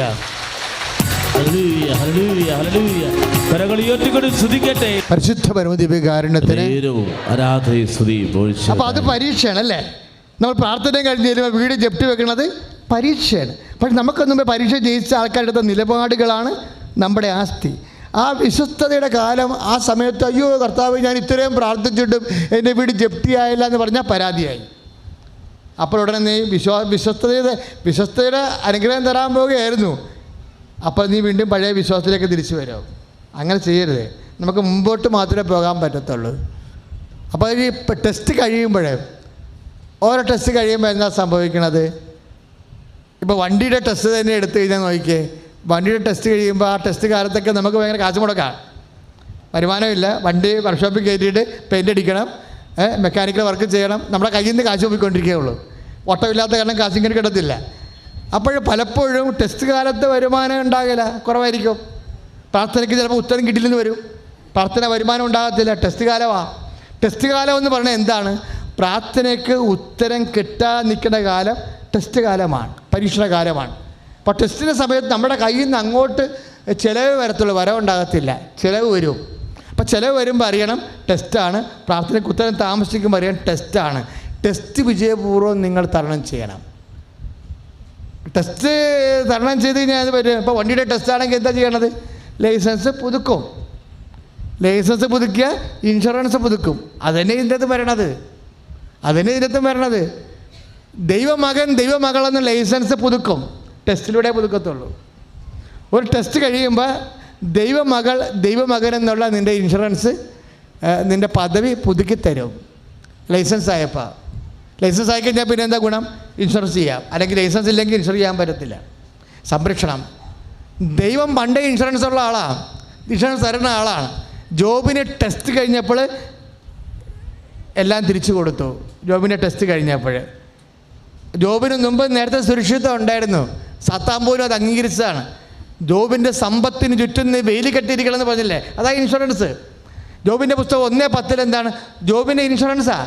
നിൻ്റെ സമ്പത്ത് ചുറ്റും ദൈവം വെയിൽ കെട്ടി വെച്ചിരിക്കുകയാണെന്ന്. ആ വെയിൽ ദൈവം പൊളിച്ചു കളഞ്ഞ് ടെസ്റ്റിൻ്റെ ഇതിലിട്ട് കൊടുത്ത് ടെസ്റ്റ് കഴിഞ്ഞപ്പോൾ വീണ്ടും തിരിച്ചെല്ലാം കൊടുത്തു. അപ്പം ഏതെങ്കിലും ടെസ്റ്റ് കഴിയുമ്പോൾ മുമ്പത്തേക്കാൾ ഇരട്ടിയായിട്ടാണ് തിരിച്ചു തരണത്. അപ്പം അതിങ്ങനെ ഉടമ്പടിയിൽ ഏതെങ്കിലും ഒരു വിഷയത്തിന് ലാഗ് ചെയ്യാൻ സാധ്യതയുണ്ടെങ്കിൽ അത് പ്രാർത്ഥനയ്ക്കുള്ള സമ്മർദ്ദമാണ്. പ്രാർത്ഥിച്ച് വളരാൻ ദൈവം ആഗ്രഹിക്കുന്നു. അതുവഴി നിൻ്റെ ഭൗതിക സാഹചര്യങ്ങളെ ദൈവം അപ്ഗ്രേഡ് ചെയ്യാൻ പോകുന്നു. ആത്മീയ സാഹചര്യങ്ങളെ അഭിഷേകം ചെയ്യാൻ പോകുന്നു. കൈ അടിച്ചു കർത്താണ് ഹല്ലേലൂയ. ഹല്ലേലൂയ, ഹല്ലേലൂയ. കരങ്ങൾ ഉയർത്തിക്കൊണ്ട് സ്തുതിക്കട്ടെ. കർത്താവായ ദൈവമേ, വിശ്വാസം പരീക്ഷിക്കപ്പെടുമ്പോൾ, കർത്താവെ ജീവിത സങ്കടങ്ങൾ നിറയുമ്പോൾ, ഒന്നിനു പുറകെ വേദനകൾ വരുമ്പോൾ, കർത്താവായ ദൈവമേ ജീവിത സംരക്ഷണ വേലികൾ പൊളിഞ്ഞു പോകുമ്പോൾ, കർത്താവെ അപ്പോഴും ജോബിന്റെ മുഖം കർത്താവെ ദൈവദൂതനെ പ്രചോദിപ്പിച്ചതുപോലെ ദിവ്യകാരുണ്യത്തിന്റെ ശക്തിയാൽ ഞങ്ങൾ പ്രചോദിതരാക്കണമേ. ഉണ്ടായിരിക്കട്ടെ. പ്രാർത്ഥിച്ച കർത്താവായ ദൈവമേ, ചില കാര്യങ്ങള് താമസിച്ചുകൊണ്ട് അങ്ങനെ പരീക്ഷിക്കുമ്പോൾ പരീക്ഷയിൽ ഉൾപ്പെട്ട അങ്ങയെപ്പോലെ ഇരട്ടി പ്രാർത്ഥിച്ച് ദൈവത്തിന്റെ ശക്തി പ്രാപിക്കാൻ അഭിഷേകം ചെയ്യണമേ. കരങ്ങൾ ഉയർത്തിക്കൊണ്ട് സ്തുതിക്കട്ടെ. കർത്താവായ ദൈവമേ, സദാസമയം പ്രാർത്ഥിക്കാൻ, ദുരിതങ്ങളുടെ നടുവിൽ പ്രാർത്ഥിക്കാൻ, സങ്കട കണ്ണുനീരൊഴുക്കിൽ പ്രാർത്ഥിക്കുമ്പോൾ വരുമ്പോൾ ദുരിതക്കടലിൽ നിന്ന് പ്രാർത്ഥിക്കാൻ കരുത്ത് പകരണമേ. അപ്പോസ്തലന്മാർക്ക് കൊടുത്ത കരുത്ത് ഞങ്ങൾക്ക് നൽകണമേ. മോശയ്ക്ക് കൊടുത്ത കരുത്ത്, ഏലിയായ്ക്ക് കൊടുത്ത കരുത്ത് ഞങ്ങൾക്ക് നൽകണമേ. ആരാധനയും സ്തുതിയും പുകഴ്ചയും ഉണ്ടായിരിക്കട്ടെ. പരിശുദ്ധ പരമദിവ്യകാരുണ്യത്തിന് നേരവും ആരാധനയും സ്തുതിയും പുകഴ്ചയും ഉണ്ടായിരിക്കട്ടെ. പ്രിയമുള്ളവരെ, ഉടമ്പടി കാലത്ത് നിങ്ങൾ ദൈവതിരുസന്നിധിയിൽ നല്ല ഹോൾഡുള്ളവരായിട്ട് വളരണം. ഈ ടെസ്റ്റിൻ്റെ കാര്യം അച്ഛൻ പറഞ്ഞില്ലേ, ഏറ്റവും വലിയ പരീക്ഷയെ അതിജീവിച്ച ആളാണ് ഇന്നത്തെ തിരുനാൾ ആഘോഷിക്കുന്നത്. ആരാണ്? അതാണ് ഞാൻ റെഡ് ഇട്ടിരിക്കണത്. ഇപ്പോൾ ആളെന്നെ ഓർത്തിട്ടാണ് ഞാൻ റെഡ് ഇട്ടിരിക്കണത്. എന്താ കാര്യം വെച്ച് കഴിഞ്ഞാൽ, ഞാൻ ചില സമയത്ത് ഓർക്കുകയെ, ഞാൻ സെബസ്ത്യാനോസിൻ്റെ ഒരു ഭക്തനാണ്. അപ്പോൾ അത് ഓരോ വിശുദ്ധന്മാർക്കും ദൈവം ചില പെർട്ടിക്കുലർ സബ്ജക്റ്റിനെ കൂടുതൽ സ്വർഗീയ അനുഗ്രഹങ്ങൾ കൊടുത്തിട്ടുണ്ട്. അത് നമുക്ക് ആ ഭക്തന്മാർ വിശുദ്ധന്മാരുടെ ജീവിതം പരിശുദ്ധിക്കുമ്പോൾ അറിയാൻ പറ്റും. അപ്പോൾ ചില സമയത്ത് ഞാൻ ഓർക്കുകയെ, നമ്മൾ ബുദ്ധിപരമായിട്ട് ക്രിസ്തീയ ജീവിതം നയിക്കണമെങ്കിലേ സെബസ്ത്യാനോസിനേക്കാൾ വലിയ വിശുദ്ധന്മാരായി മാറാൻ പറ്റും. ക്രിസ്തീയ ജീവിതം ബുദ്ധിപരമായിട്ട് നയിക്കണം. എങ്ങനെ ക്രിസ്തീയ ജീവിതം ബുദ്ധിപരമായിട്ട് നയിക്കണത്? ഇപ്പോൾ സെബസ്ത്യാനോസ് 3 ദിവസമാണ് പീഡാനുഭവം എഴുതി. ആദ്യം അമ്പ് ചെയ്തു, എന്നിട്ടും മരിച്ചില്ല, എടുത്ത് വെള്ളത്തിൽ കളഞ്ഞു. പിന്നെ കരക്ക് അടിഞ്ഞു കയറി, പിന്നെ ഗതക്കടിച്ചു കൊന്നു. അങ്ങനെ കുറേ പീഡനങ്ങളേറ്റ് അന്തര്യോസം 3 ദിവസമാണ്. അന്തര്യോസിന് മുക്കാരി കെട്ടി 3 ദിവസം അടിച്ച്. പത്രോസ് 3 ദിവസമാണ്. 3 ദിവസമാണ് ഇവരെല്ലാം പീഡാനുഭവിച്ചിരിക്കുന്നത്. നമ്മൾ കർത്താവിൻ്റെ സ്നേഹത്താൽ പൊരിഞ്ഞെരിഞ്ഞ് ഒന്ന് മനസ്സ് വെക്കുകയാണെങ്കിൽ ഇവർ 3 ദിവസം കൊണ്ട് നേടിയത് കൃപ നമുക്ക് അതിനേക്കാൾ കൂടുതൽ കൃപയെ ആർജിക്കാൻ പറ്റും. ഇപ്പം ടെസ്റ്റിൻ്റെ കാര്യം പറഞ്ഞില്ലേ, ഈ ടെസ്റ്റിൻ്റെ സമയം ഭയങ്കര വരുമാനക്കാലമാണ്. ഇപ്പം നീ ഭർത്താവിൻ്റെ മദ്യപാനത്തിന് വേണ്ടി ഉടമ്പടി ഇട്ടിരിക്കണേ. അപ്പം അയാൾ നീ ഉടമ്പടി ഇട്ട കാലത്ത് അയാൾ രാത്രി മാത്രമേ കുടിക്കത്തുള്ളൂ. ഉടമ്പടി കഴിഞ്ഞപ്പോൾ അയാൾ വീട്ടിൽ കൊണ്ടുവന്ന് വെച്ച് കുടിക്കാൻ തുടങ്ങി. അപ്പോൾ പൊട്ടിപ്പെണ്ണാണെങ്കിൽ അപ്പോൾ തന്നെ എല്ലാ ചാപ്റ്ററും ക്ലോസ് ചെയ്ത് കളയും. അത് ആധ്യാത്മിക അറിവില്ലാത്ത കൊണ്ട് അങ്ങനെ സംഭവിക്കണം. അത് ഹെവി ടെസ്റ്റ്. അപ്പം തന്നെ ചില കേസാണ്. ഞാനിങ്ങനെ 89 തുടങ്ങി ശുശ്രൂഷയാണ് മക്കളെ. അപ്പോൾ ഓരോ കാര്യം ചില മരുന്ന് കേൾക്കുമ്പോൾ രോഗം മൂർച്ഛിക്കരുത്, എന്നിട്ടാണ് പിന്നെ അടങ്ങണത്. അപ്പോൾ അങ്ങനെ കുറേ 89 തൊട്ട് 21 ലക്ഷം ആൾക്കാരെ കൗൺസ് ചെയ്തിട്ടുണ്ട്. അപ്പോൾ ദൈവത്തിൻ്റെ കൃപ പ്രവർത്തിക്കുമ്പോൾ അതിൻ്റെ ഒരു നേച്ചറുണ്ട്. അപ്പോൾ കാര്യങ്ങൾ അറിഞ്ഞില്ല എന്നുണ്ടെങ്കിൽ നമ്മൾ അപ്പം തന്നെ ഡൗണായി പോകും. ഡൗൺ ആകരുത്. അതൊക്കെ അതായത് ദൈവത്തിൻ്റെ സന്നിധിയിൽ എപ്പോഴും ദൈവത്തോട് പ്രാർത്ഥിക്കണം, കർത്താവേ പരീക്ഷയെ ജയിക്കാൻ ഇടയാക്കണമേ എന്നാണ്. കാരണം ഈശോ പറഞ്ഞു തന്നത് പരീക്ഷയിൽ ഉൾപ്പെടുത്തരുതെന്നാണ്. എന്താ കാര്യം എന്നറിയാമോ? പരീക്ഷ കറക്റ്റ് സമയം വന്നാൽ നമ്മൾ എല്ലാവരും തോറ്റുപോകും. പരീക്ഷ കറക്റ്റ് പരീക്ഷ വന്നാൽ. അതുകൊണ്ടാണ് ഈശോ അങ്ങനെ പറഞ്ഞിരിക്കണത്. പക്ഷേ അതേസമയം തന്നെ മിനിമം പരീക്ഷ ഇല്ലാതെ നമുക്ക് വരുമാനം ദൈവകൃപ ഉണ്ടാകത്തുമില്ല. ഈ മിനിമം പരീക്ഷയുടെ സമയത്ത് പിടിച്ചു നിൽക്കാൻ കഴിയണം. പ്രയറിൽ തന്നെ, പ്രാർത്ഥനയിൽ തന്നെ. ഇപ്പോൾ ഉപവാസ ദിവസം എന്നൊക്കെ പറയുമ്പോൾ എന്താ, നമ്മുടെ ബോഡി ക്ഷീണം വരണ ദിവസമല്ലേ ഉപവാസ ദിവസം. ബുധനാഴ്ച അല്ലെങ്കിൽ ശനിയാഴ്ച ഉപവസിക്കല്ലേ. അപ്പോൾ ഉപവസിക്കണ ദിവസം തന്നെ എന്തുകൊണ്ടാണ് അവരുടെ ജോലി ശരിയാകണത്? അത് ബലഹീനതയിലാണ് ദൈവത്തിൻ്റെ ശക്തി പ്രവർത്തിക്കണത്. അത് 2 കൊറിന്ത്യൻസ് 12:9-10 വചനമാണ്. അപ്പോൾ എന്തെങ്കിലും അനുഗ്രഹം കിട്ടുന്നുണ്ടെങ്കിൽ അതെല്ലാം കൃപയുടെ തിയോളജി, ദൈവശാസ്ത്രം അനുസരിച്ചുള്ള മൂവ്മെൻറ്റ്സാണ് വരണത്. അപ്പം ഞങ്ങൾ ഉപവസിക്കാൻ പറഞ്ഞാൽ നിങ്ങളിങ്ങനെ ഉപവസിക്കാതെ അളിയാൻ വന്നപ്പോൾ ഉപവാസം മറക്കരുത്. സാഹിബിനെ കാണുമ്പോൾ കവാത്ത മറക്കും ചില ആൾക്കാർ. അപ്പം തന്നെ വിശ്വസ്തത പോയി, ആ ഉടമ്പടി മൊത്തം ബ്രേക്കായി. നിങ്ങൾ പത്രം മേടിക്കുമായിരിക്കും, ചിലപ്പോൾ ഇവിടെ പൊതുക്കി കിട്ടുമായിരിക്കും.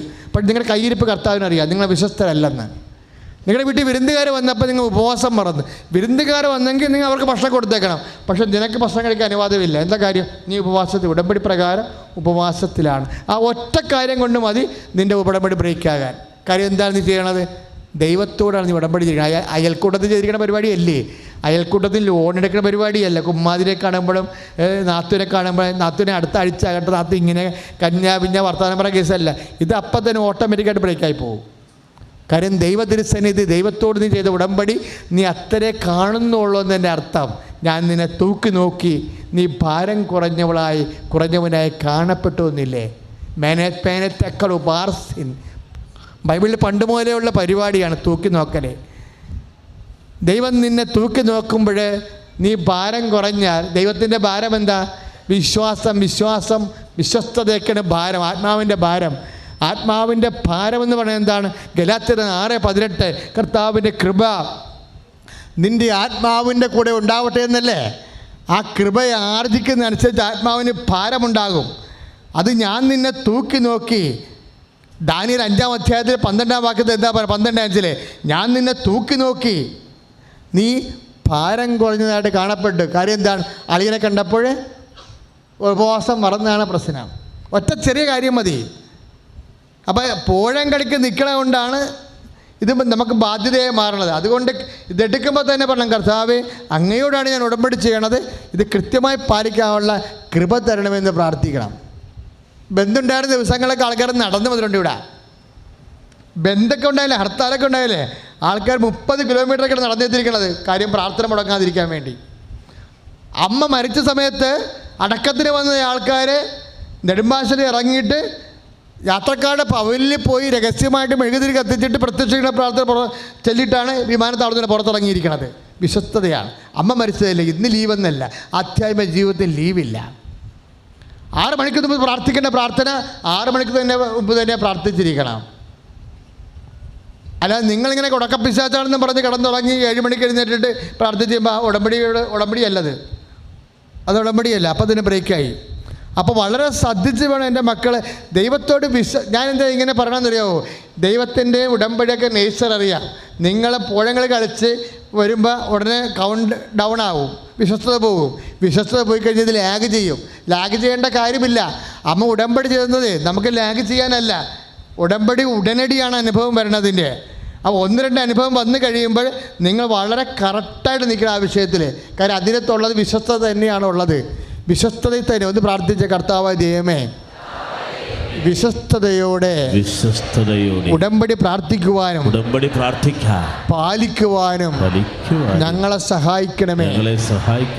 അപ്പം നമ്മൾ ദൈവത്തിരുസന്നിധി നമുക്ക് ഇപ്പം പത്രം വാങ്ങിച്ച് പത്രം കൊണ്ടുപോയി 10 പത്രം വെച്ച് ഓരോ ദിവസം കൊടുക്കുകയില്ലേ.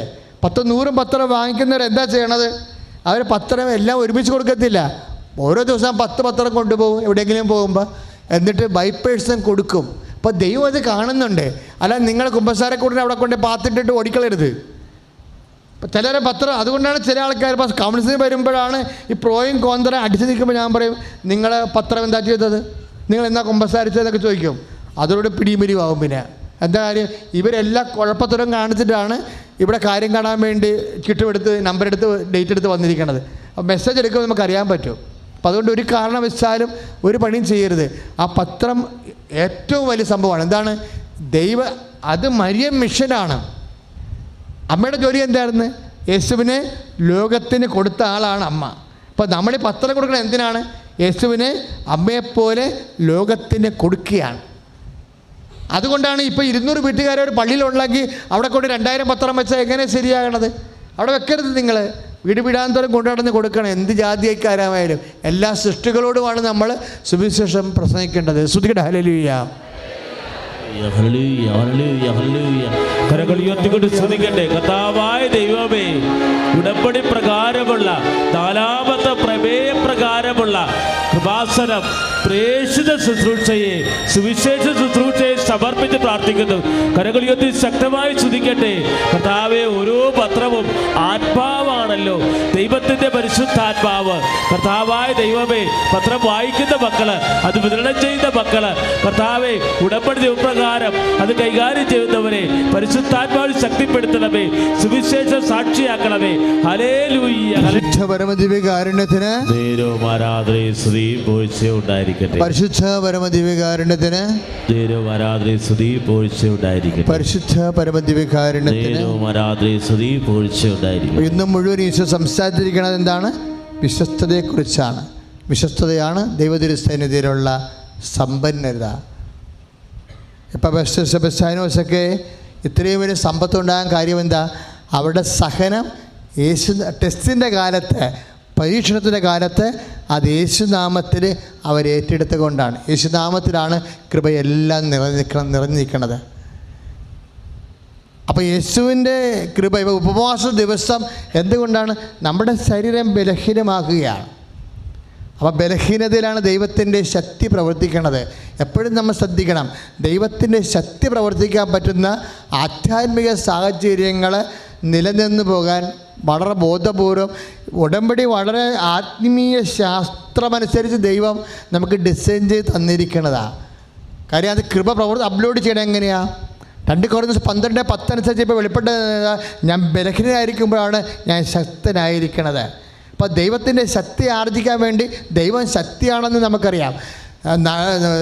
മത്തായിയുടെ സുവിശേഷം 26:64 മനുഷ്യപുത്രനെ ശക്തിയുടെ വലതുവശത്ത് ഉപേക്ഷനാകും. ലൂക്ക 1:35 പരിശുദ്ധാത്മാവ് ശക്തി, അത്യുന്നതന്റെ ശക്തി.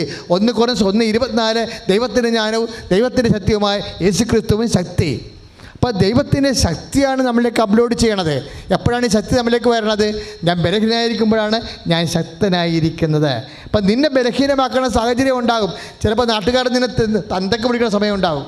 നീ ഉടമ്പടി ചെയ്തുകൊണ്ടാണ് നീ മിണ്ടാണ്ടിരിക്കണത്. എന്താണ്? അപ്പം നാട്ടുകാരുടെ മുമ്പിലും മക്കളുടെ മുമ്പിലും നീ കൊച്ചായി, നീ ബലഹീനയായി. നീ സ്തുതിച്ചുകൊണ്ടിരിക്കുമ്പോൾ ആ ബലഹീനതയിൽ ദൈവത്തിൻ്റെ ശക്തി നിന്നിലേക്ക് വരുന്ന സമയമാണ്. തിരിച്ചറിയുക ദൈവവേദന കൈ അടിച്ച് കർത്താണ്.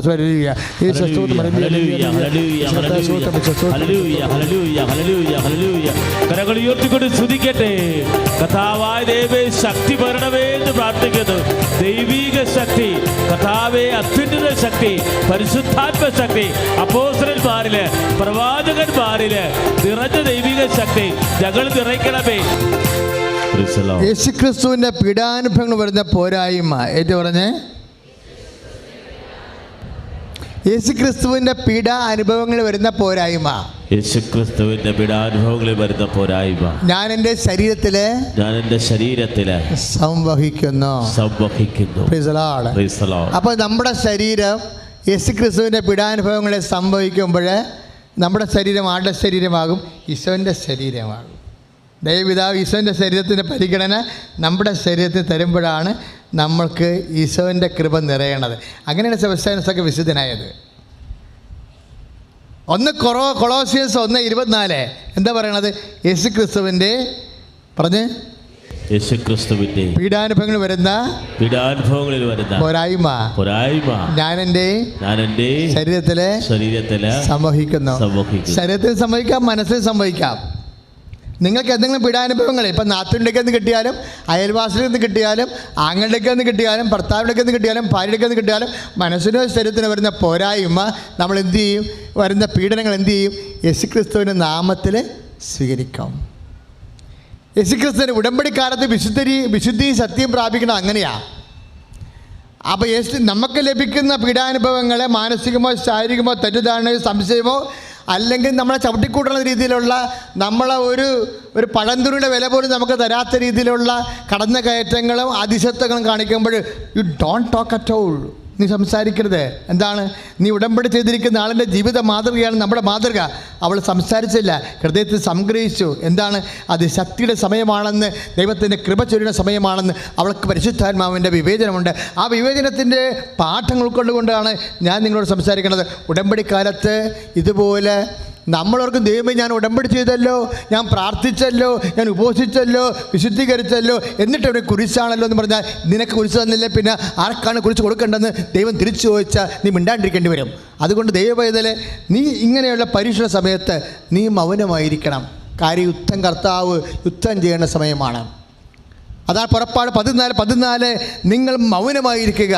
കാര്യം എന്താണ്? കർത്താവ് നിങ്ങൾക്ക് വേണ്ടി യുദ്ധം ചെയ്യും. ദൈവവേദന ഏതെങ്കിലും സമയത്ത്, സഹനത്തിൻ്റെ സമയത്ത്, ഏതെങ്കിലും തെറ്റിദ്ധാരണയോ സംശയത്തിൻ്റെ സമയത്ത് അമ്മയെപ്പോലെ ലൂക്ക 2:19 അനുസരിച്ച് കൊണ്ട് 2:48 അനുസരിച്ച് ഹൃദയത്തെ സംഗ്രഹിച്ചുകൊണ്ട് ഈശോനെ പോലെ ഐസയ്യാ 53:7 അനുസരിച്ച് കൊണ്ട് കൊല്ലാൻ കൊണ്ടുപോകും കുഞ്ഞാടിനെ പോലെ നീ ആധ്യാത്മികമായ ആഴമുള്ള ഔന്നത്യമുള്ള മൗനം പാലിച്ചാൽ ആ മൗനം പുറപ്പാട് 14:14 അനുസരിച്ച് കൊണ്ട് മോശ മോസസ് നിശ്ചയിച്ച, പുറപ്പാട് ജനതയ്ക്ക് നിശ്ചയിച്ച യുദ്ധമൗനമാണ്. എന്താണ്?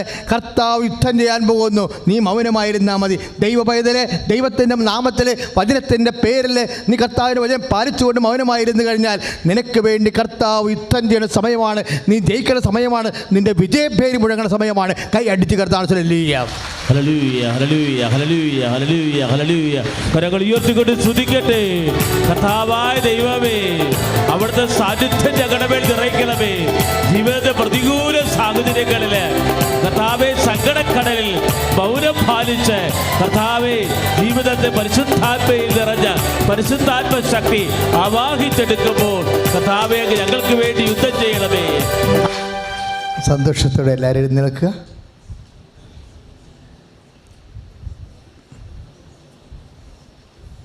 നേർച്ച വസ്തു എടുത്തോണ്ട് എഴുന്നേക്കണേ.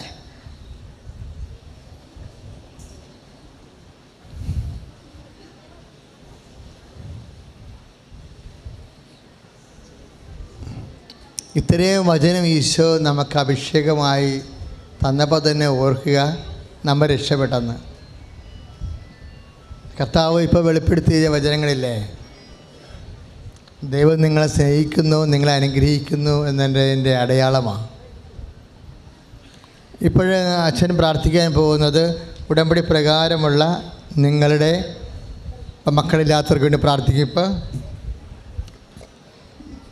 വരുമാനമില്ലാത്തവർക്ക് വേണ്ടി പ്രാർത്ഥിക്കും, രോഗികൾക്ക് വേണ്ടി പ്രാർത്ഥിക്കും, ജോലിയില്ലാത്തവർക്ക് വേണ്ടി പ്രാർത്ഥിക്കും, ടെസ്റ്റ് ഇൻ്റർവ്യൂ ഒക്കെ നടക്കാൻ പോകുന്നവർക്ക് വേണ്ടി പ്രാർത്ഥിക്കും, ടെസ്റ്റ് നടന്ന് പരീക്ഷ ഫലം പ്രതീക്ഷിക്കുന്നവർക്ക് വേണ്ടി പ്രാർത്ഥിക്കും. കാര്യം അവസാന നിമിഷം വരെ നമുക്ക് പ്രാർത്ഥിക്കാം. ഉടമ്പടി പ്രകാരം ഒരു ടെസ്റ്റ് നടന്നാൽ റിസൾട്ട് വരണത് വരെ നമുക്ക് പ്രാർത്ഥിക്കാം. കാര്യം അവസാന നിമിഷം വരെ റിസൾട്ട് കർത്താവ് ചേഞ്ച് ചെയ്യും. അത് ഒത്തിരി സാക്ഷികൾ നമുക്ക് കേൾക്കുന്നുണ്ട്. ഇനി നമ്മൾ തോറ്റു എന്ന് പറഞ്ഞാലും പിന്നെ നമ്മൾ പ്രാർത്ഥിക്കും. ഏത് സമയത്ത് ഈ സംഭവം ചേഞ്ച് ചെയ്യാൻ സാധ്യതയുള്ളതുകൊണ്ടാണ്. കാര്യം അത് നിങ്ങൾ മനസ്സിലാക്കണം. അത് ഞാനത് പെട്ടെന്ന് പറഞ്ഞല്ല, കുറേ സാക്ഷ്യങ്ങൾ കേട്ടിട്ടാണ് ഇങ്ങനെ പറയണത്. അന്തിമ നിമിഷം കമ്പ്യൂട്ടറിൽ ഒരാൾ തോറ്റെന്ന് പറയും, എന്നിട്ട് മാർക്കും പറയും. പക്ഷേ പിന്നീട് പ്രാർത്ഥിച്ച് കഴിയുമ്പോൾ അത് നമ്മൾ ബൈ പേഴ്സൺ പോയി നോക്കുമ്പോൾ ചേഞ്ച് ചെയ്തിരിക്കണേ കാണാം. ഒരു സെക്കൻഡ് മതി ഇതൊക്കെ ചേഞ്ച് ചെയ്ത് മാറാൻ. നിങ്ങളവർക്ക് ഇതൊക്കെ അന്ധവിശ്വാസമാണെന്ന്. അത് ദൈവത്തെക്കുറിച്ച് കാഴ്ചപ്പാട് ഇല്ലാത്തവരൊക്കെ അങ്ങനെ പറയും. പക്ഷെ നമ്മൾ ദൈവത്തെ കണ്ടുകൊണ്ടും 10,000 ദൈവത്തെ കണ്ടുകൊണ്ടാണ് ഓരോ ദിവസവും സാക്ഷ്യം കേൾക്കുന്നത്. അതുകൊണ്ട് തന്നെ മക്കൾ ഒരിക്കലും നിരാശപ്പെടരുത്.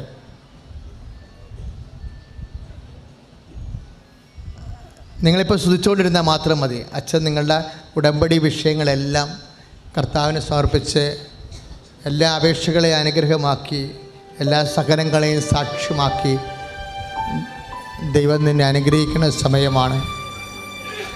ഉടമ്പടി ചെയ്യാൻ ആഗ്രഹിക്കുന്നവരുടെ ആവശ്യങ്ങളെപ്പോലും ഇപ്പോഴും നമുക്ക് പരിശുദ്ധ അമ്മ വഴി ഈശോയ്ക്ക് ഏൽപ്പിക്കാം.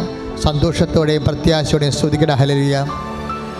നല്ലവനായ ഈശോ, ഒന്നും അസാധ്യമില്ലാത്തവൻ, നല്ലവനായ ഈശോ, ഒന്നും അസാധ്യമില്ലാത്തവന്, ഈശോ അന്തര കാഴ്ച നൽകുവന്, ഈശോ ചികടിന് കേളി നൽകുവന്, ഈശോ ഊമന് സംഭാഷണം നൽകുവന്, ഈശോ മഹോദരോഗ്യം സുഖപ്പെടുത്തവന്, ഈശോ മരിച്ചവനെ ഉയർപ്പിച്ചവന്, ഈശോ നിൻ്റെ തിരുനാമത്തിന് സ്തോത്രം നിന്ന് കർത്താവേ.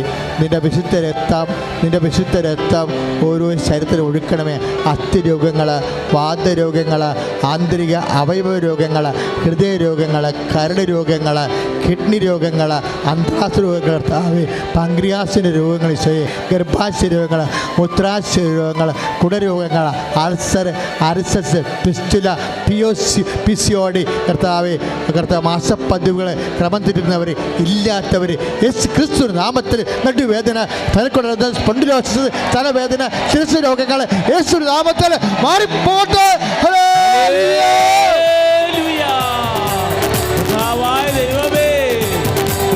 രോഗങ്ങളെ സുഖപ്പെടുത്തുന്നതിനെ കുറിച്ച് നന്ദി പറയുന്നു കർത്താവേ. രോഗങ്ങളുടെ മേൽ പരിശുദ്ധാത്മാവിനെ പറ്റി നന്ദി പറയുന്നു. രോഗമെല്ലാം മാറിയിടട്ടെ, കഷ്ടമെല്ലാം നീങ്ങിയിടട്ടെ. രോഗമെല്ലാം മാറിയിടട്ടെ, കഷ്ടമെല്ലാം നീങ്ങിയിടട്ടെ. തിരുമുറിവിനാൽ സുഖപ്പെടട്ടെ, തിരു ദിവ്യകാരുണ്യത്തിന് നേരവും ആരാധനയും സ്തുതിയും പുകഴ്ചയും ഉണ്ടായിരിക്കട്ടെ. മക്കളെ, ഉടമ്പടി പ്രകാരമുള്ള സന്താനങ്ങളുടെ പരാധീനതകൾ, പോരായ്മകൾ. ഇപ്പോൾ സന്താനങ്ങൾക്ക് ബുദ്ധിമാന്യമുള്ളവരുണ്ട്, ഓട്ടിസം ഉള്ളവരുണ്ട്, ഹൈപ്പർ ആക്ടിവിറ്റി ഉള്ളവരുണ്ട്, പിള്ളേർ പഠിക്കാത്തവരുണ്ട്, എപ്പോഴും മൊബൈൽ പ്രേമമായിട്ടുണ്ട് കുനിഞ്ഞു കുത്തി ഇരിക്കുന്നവരുണ്ട്, കുടുംബ പ്രാർത്ഥനയ്ക്ക് വരാത്തവരുണ്ട്, ദൈവത്തിൻ്റെ വിശ്വാസം നഷ്ടപ്പെട്ട സന്താനങ്ങളുണ്ട്.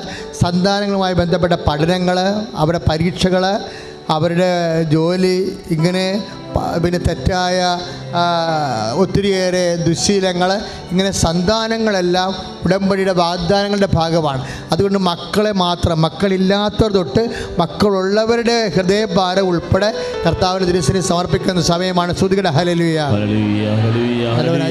മക്കളെ പ്രാർത്ഥിക്കുന്നു. മക്കളെ സ്പർശിക്കണമേ കർത്താവേ, മക്കളെ സ്പർശിക്കണമേ കർത്താവേ. കർത്താവേ, പലതരത്തിലുള്ള വിഷമതകൾ, മക്കളെക്കുറിച്ചുള്ള വേദനകൾ, മക്കളെക്കുറിച്ചുള്ള ഭാരങ്ങൾ, മാതാപിതാക്കന്മാരെ വിശുദ്ധമായ രക്തം തളിച്ചുകൊണ്ട് മക്കളെ വളർത്തി പുണ്യപൂർണ്ണമാക്കാൻ മക്കൾക്കുണ്ടാകുന്ന മുഴുവൻ ദുശീലങ്ങളെ, ദുരൂഹങ്ങളെ, മക്കളുടെ പഠന തകർച്ചകളെ, ബുദ്ധി വൈകല്യങ്ങളെ, മനത്തകർച്ചകളെ, എപ്പിലെപ്സി, മക്കളുടെ ഓട്ടിസം, മക്കളുടെ ഹൈപ്പർ ആക്ടിവിറ്റി, മക്കളുടെ അപസ്മാര മനോരോഗങ്ങൾ, ഉറക്കമില്ലായ്മ, സംഘർഷങ്ങൾ, മക്കളുടെ ബന്ധപ്പെട്ട മുഴുവൻ വിഷയങ്ങളെ യേശുനാമത്തിലെ സൗഖ്യമാകട്ടെ. കർത്താവായ ദൈവമേ, സന്താനങ്ങളെ ആശീർവദിക്കുന്നതിനെ നന്ദി പറയുന്നു, അവരുടെ ബുദ്ധിയെ പ്രകാശിപ്പിച്ച് നന്ദി പറയുന്നു. ഹല്ലേലൂയ. പാടാം. ഇരുകരത്താൽ താങ്ങി എന്നെ, ഇരുരക്തത്താൽ കഴുകണമേ. ഇരുകരത്താൽ താങ്ങി എന്നെ, ഇരുരക്തത്താൽ കഴുകണമേ. പെരുമഴ പോൽ പെയ്യട്ടെ, പെരുമഴ പോൽ പെയ്യട്ടെ.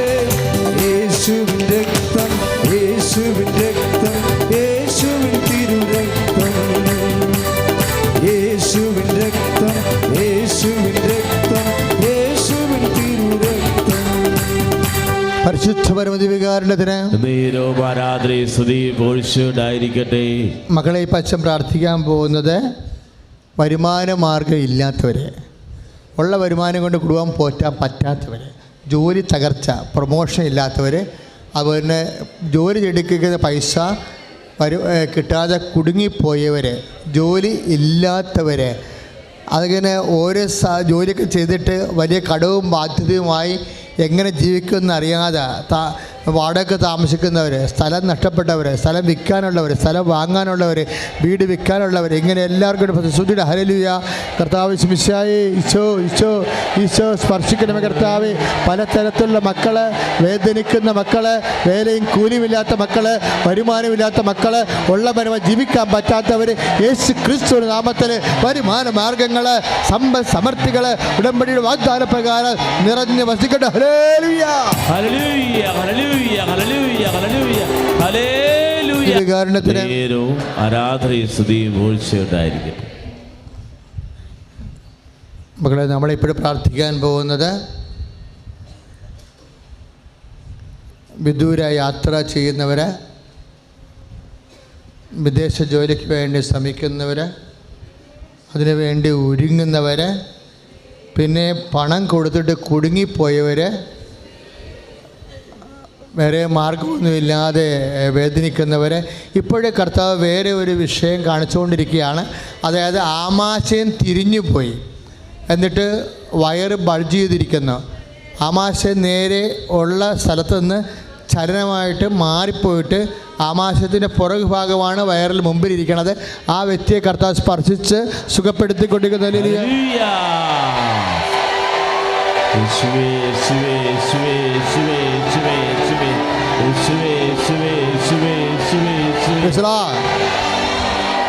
ശ്വാസകോശങ്ങളെ സമർപ്പിക്കാൻ ഈശോ പറയുന്നു.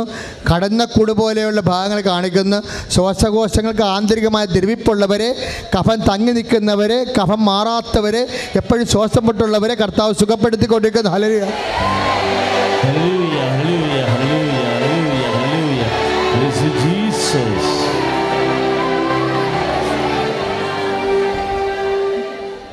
വീണ്ടും മൗനമാകുക. ത്വക്കിലേക്ക്, എല്ലിലേക്ക് മാംസം ഇങ്ങനെ ഊർന്നു പോകുന്ന, എന്നിട്ട് എല്ലിലോട് തൊലി പറ്റിപ്പിടിച്ച് പ്രാകൃത കോലമായി വരുന്നു.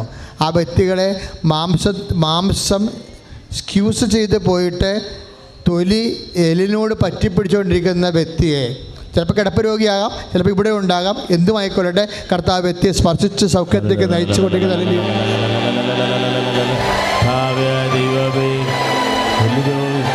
രോഗികളെ സമർപ്പിച്ച് പ്രാർത്ഥിക്കുന്നു. ആരോഗ്യം ക്ഷയിച്ചവരെ സമർപ്പിച്ച് പ്രാർത്ഥിക്കുന്നു. ദൈവത്തിൻ്റെ പരിശുദ്ധാത്മാവ് അഭിഷേകമാകട്ടെ. തലവേദനക്കാർ ശ്രദ്ധിക്കുക, നിങ്ങൾക്ക് സാക്ഷ്യം പറയാൻ കഴിയും. തലവേദന ഉള്ളവർ ഇപ്പോഴ് തലവേദന ഉള്ള ഭാഗത്ത് നിങ്ങളുടെ വലത് കരം വെച്ചുകൊണ്ടിരിക്കുക. അത് എന്ത് അസുഖമായാലും ശരി, തലവേദനയുമായി ബന്ധപ്പെട്ട തലയുടെ ഉള്ളിലുള്ള കോശങ്ങളെ ദ്രവിക്കുകയോ അല്ലെങ്കിൽ വാൽവുകൾ ഞരമ്പുകൾ ശോഷിക്കുകയോ ഞരമ്പുകൾ ബ്ലോക്കാകുകയോ അതുമായി ബന്ധപ്പെട്ട് ചെവിവേദന അല്ലെങ്കിൽ തലയുമായി ബന്ധപ്പെട്ടുണ്ടാകുന്ന മുഴുവൻ രോഗങ്ങളുള്ളവരെ, ചെവി വേദന, ചെവി കേൾവിക്കുറവ്, കണ്ണുവേദന, കണ്ണ് കാഴ്ചക്കുറവ്, വയറിൻ്റെ ഉള്ളിലുള്ള വാവിൻ്റെ ഉള്ളിലുള്ള രോഗങ്ങൾ, തൈറോയിഡ്, ടോൺസൈറ്റ്, സ്പോണ്ടിലോസിസ്, ആ രോഗങ്ങളെല്ലാം ആ സ്ഥലങ്ങളിൽ കൈവച്ചുകൊണ്ട് സ്തുതിക്കട്ടെ. ഹല്ലേലൂയ. നല്ലവനായ ശമിച്ചൊന്നും അസാധ്യമില്ലാത്തവനെ ഈശോ എല്ലാം സാധ്യമായവനെ ഈശോ സ്പർശിക്കുന്ന കർത്താവെ, അസ്ഥി രോഗികളെ, ഞരമ്പുകൾക്ക് ബ്ലോക്കുള്ളവരെ, ഞരമ്പുകളെ ശോഷിക്കുന്നവരെ, യേശു ക്രിസ്തുവിൻ്റെ നാമത്തിൽ വിങ്ങുന്നവരെ, തൊലി വിങ്ങുന്നവരെ, മാംസം വിങ്ങുന്നവരെ, ബ്രെയിൻ വിങ്ങുന്നവരെ, യേശു ക്രിസ്തുവിൻ്റെ നാമത്തിൽ പൂർണ്ണമായി സൗഖ്യം പ്രാപിക്കട്ടെ.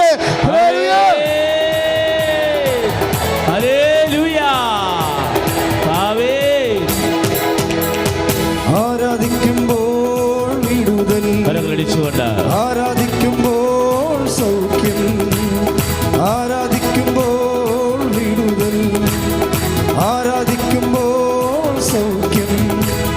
ദേഹം ദേഹി ആത്മാവിൽ സമാധാന സന്തോഷം ദാനമായവൻ നൽകിടും. ദേഹം ദേഹി ആത്മാവിൽ സമാധാന സന്തോഷം ദാനമായവൻ നൽകിടും. മക്കളെ, അവസാനമായി ശ്രദ്ധിക്കുക. കൃപാസനത്തിലെ അമ്മ 2004 സമയഘടികാരം നെഞ്ചിൽ ചാർത്തിയാണ് കാലത്തിൻ്റെ സൂചന നൽകിയത്. ഇപ്പോഴും നമ്മുടെ സാക്ഷ്യങ്ങൾ പരിശോധിക്കുമ്പോൾ നിങ്ങൾക്ക് മനസ്സിലാകും, കൃപാസനത്തിലെ അനുഗ്രഹങ്ങൾ ഒന്ന് ഡേറ്റാണ്, ഒന്ന് ടൈമാണ്. ഡേറ്റും നിർണായകമായ ഡേറ്റും നിർണായകമായ ടൈമും നിങ്ങളിപ്പോൾ മനസ്സിൽ ഓർക്കണം. ഇപ്പോൾ അച്ചാര കല്യാണം നടക്കാനുള്ള ഡേറ്റ്, അതിൻ്റെ ടൈം, അല്ലെങ്കിൽ നിങ്ങൾക്ക് സ്ഥലം വിൽക്കാമെന്ന് പറഞ്ഞിട്ട് നിങ്ങൾ സ്ഥലം കാണാൻ വേണ്ടി ഒരാൾ ഡേറ്റ് ഇന്ന എത്രാം തീയതി വരാമെന്ന് പറഞ്ഞിട്ടുണ്ടെങ്കിൽ ആ ഡേറ്റ് ഓർക്കണം. ലോൺ തരാമെന്ന് പറഞ്ഞിട്ടുണ്ടെങ്കിൽ നിങ്ങൾ ആ ഡേറ്റ് ഓർക്കണം.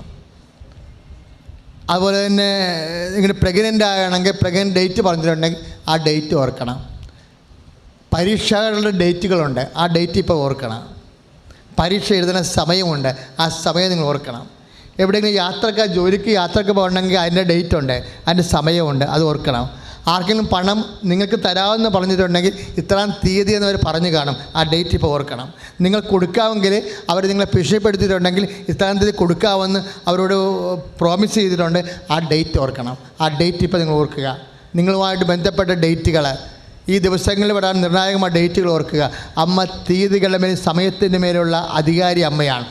അച്ഛൻ പ്രാർത്ഥിക്കുമ്പോൾ നിങ്ങൾ സ്തുതിച്ചാൽ മാത്രം മതി. സ്തുതികളല്ലേലൂയ. അമ്മേ, പരിശുദ്ധമ്മേ, ദൈവമാതാവേ, മക്കൾ ഓർത്തിരിക്കുന്ന ഓരോ ഡേറ്റുകൾ, ഓരോ സമയങ്ങൾ, വാഗ്ദാനത്തെ സമയം, കിട്ടാനുള്ള സമയം, കൊടുക്കാനുള്ള സമയം, പണിയാനുള്ള സമയം, എല്ലാ സമയവും കാര്യങ്ങളും ദേശം കർത്താവേ അങ്ങയുടേതാണല്ലോ ഈശോയെ. ആ ഡേറ്റുകളെല്ലാം, ആ തീയതികളെല്ലാം യേശു ക്രിസ്തുവിൻ്റെ അമ്മയുടെ മധ്യസ്ഥതയിൽ ഈശോയുടെ നാമത്തിൽ അനുഗ്രഹിക്കപ്പെടട്ടെ.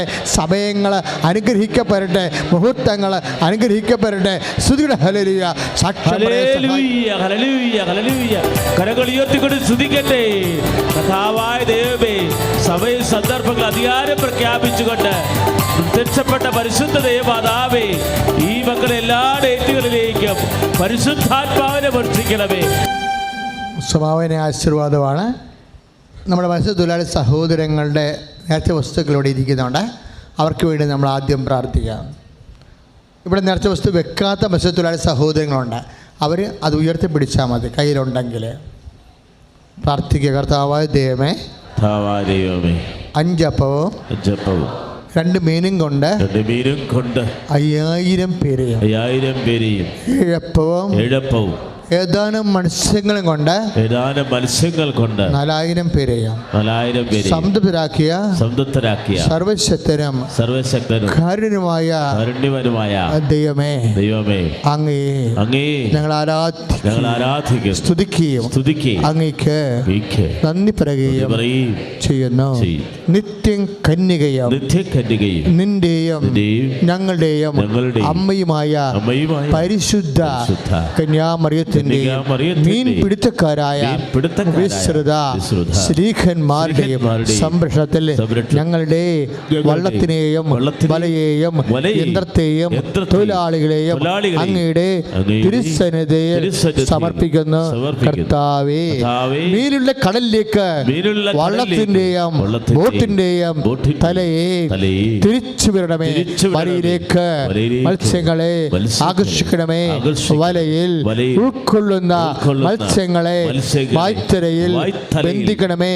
പന്നിയും പാറയും പുറ്റും മുതലായ നശീകരണ ഉപാധികളിൽ നിന്ന്, ഉടക്കിൽ നിന്ന്, ഒഴുക്കിൽ നിന്ന്, കാറ്റിൽ നിന്ന്, കോളിൽ നിന്ന് ഞങ്ങളും ഞങ്ങളുടെ മത്സ്യത്തൊഴിലാളി സഹോദരങ്ങളും യേശുനാമത്തിൽ സംരക്ഷിക്കപ്പെടട്ടെ. സ്തുതികട. ഹല്ലേലൂയ, ഹല്ലേലൂയ, ഹല്ലേലൂയ, ഹല്ലേലൂയ. കടലിൽ വീട് നടന്ന ദൈവമേ, വലതുവശത്ത് വലയെറിയാൻ കൽപ്പിച്ച ദൈവമേ, കടലിൽ മത്സ്യസമ്പത്ത് നൽകണമേ. എല്ലാ മത്സ്യത്തൊഴിലാളികളെയും കൂടെ ജോലി ചെയ്യുന്നവരുടെയും കുടുംബങ്ങള്, മക്കള്, ഭൗതിക ജീവിത സാഹചര്യങ്ങള് ഇപ്പോൾ തത്സമം ആശീർവദിക്കപ്പെടട്ടെ. ബോട്ടുകളും വലകളും ആശീർവദിക്കപ്പെടട്ടെ. വള്ളങ്ങൾ ആശീർവദിക്കപ്പെടട്ടെ. ഹല്ലേലൂയ. ഉയർത്തപ്പെടി മക്കളെ, വിശ്വാസ പ്രമാണം ചൊല്ലി. Lord Jesus Christ, pour out His Spirit.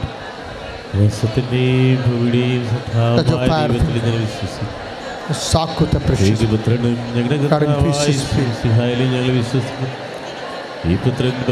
and I with authority the Catholic Church. Lord Jesus Christ, pour out His Spirit. The fire of Pinka. Sakuta precious blood. Lord, infuse His Spirit. And with authority the Catholic Church. The power of Jesus Christ. With the meditation of Holy Priesthood. I bless and hallow this relics.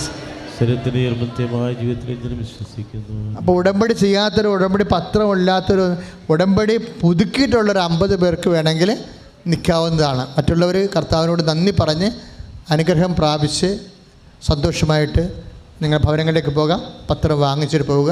ഇപ്പോൾ നേർച്ച വസ്തു ഉയർത്തിപ്പിടിച്ച് സമാപന ആശീർവാദം സ്വീകരിക്കേണ്ടതാണ്. നേർച്ച വസ്തുക്കൾ ഉയർത്തിപ്പിടിക്കട്ടെ. കരങ്ങൾ ഉയർത്തി അതിശക്തമായിട്ട് സ്തുതിക്കട്ടെ. ഹല്ലേലൂയ. ഇതാ ഈശോ നിങ്ങളെ ആശീർവദിക്കാൻ പോവുകയാണ്. ജീവിക്കുന്ന ദൈവം, ദിവ്യകാരുണ്യത്തിൻ്റെ അതുല്യ ശക്തി നിങ്ങളുടെ ജീവിത മേഖലകളിലേക്ക്, നിങ്ങളുടെ കുടുംബത്തിലേക്ക് ഇതാ കർത്താവ് കടന്നു വരുന്നു. ഉടമ്പടിയിൽ സമർപ്പിച്ച നിയോഗങ്ങൾ ആശീർവദിക്കപ്പെടുന്നു. മാരക രോഗങ്ങൾ സുഖപ്പെടുന്നു. തീരാവ്യാധികൾ സുഖപ്പെടുന്നു. ഇതാ അവൻ കർത്താവിൽ ശക്തി പുറപ്പെട്ടിരിക്കുന്നു. രക്തസ്രാവക്കാരിയെ സുഖപ്പെടുത്തിയ ദൈവം, മരിച്ചവരെ ഉയർപ്പിച്ച ദൈവം, തളർവാദ രോഗിയെ കിടക്കെട്ട് നടക്കാൻ കൽപ്പിച്ച ദൈവം, ഇതാ നിന്റെ ഇതിൻ്റെ രോഗങ്ങളെയും, ഇതാ നിന്റെ ഇതിൻ്റെ മക്കളെയും, ഇതാ നിന്റെ ഇതിൻ്റെ തൊഴിൽ മേഖലകളെയും, ഇതാ നിന്റെ ഇതിൻ്റെ വരുമാന മാർഗങ്ങളെയും, നിന്റെ സഞ്ചാരങ്ങളെയും, വസ്തുവകകളെയും, കുടുംബങ്ങളെയും, മക്കളെയും ആശീർവദിക്കുന്നു. ഉടമ്പടി ചെയ്ത എല്ലാ നിയോഗങ്ങളുടെ മേൽ ദിവ്യകാരുണ്യത്തിന് മുദ്ര പതിയുന്നു. ദൂരരാജ്യങ്ങളിൽ യാത്ര ചെയ്യാൻ ആഗ്രഹിക്കുന്നവരെ ഈശോ ആശീർവദിക്കുന്നു. ഹല്ലേലൂയ, ഹല്ലേലൂയ. പരിശുദ്ധ പരമ ദിവ്യകാരുണ്യത്തിന്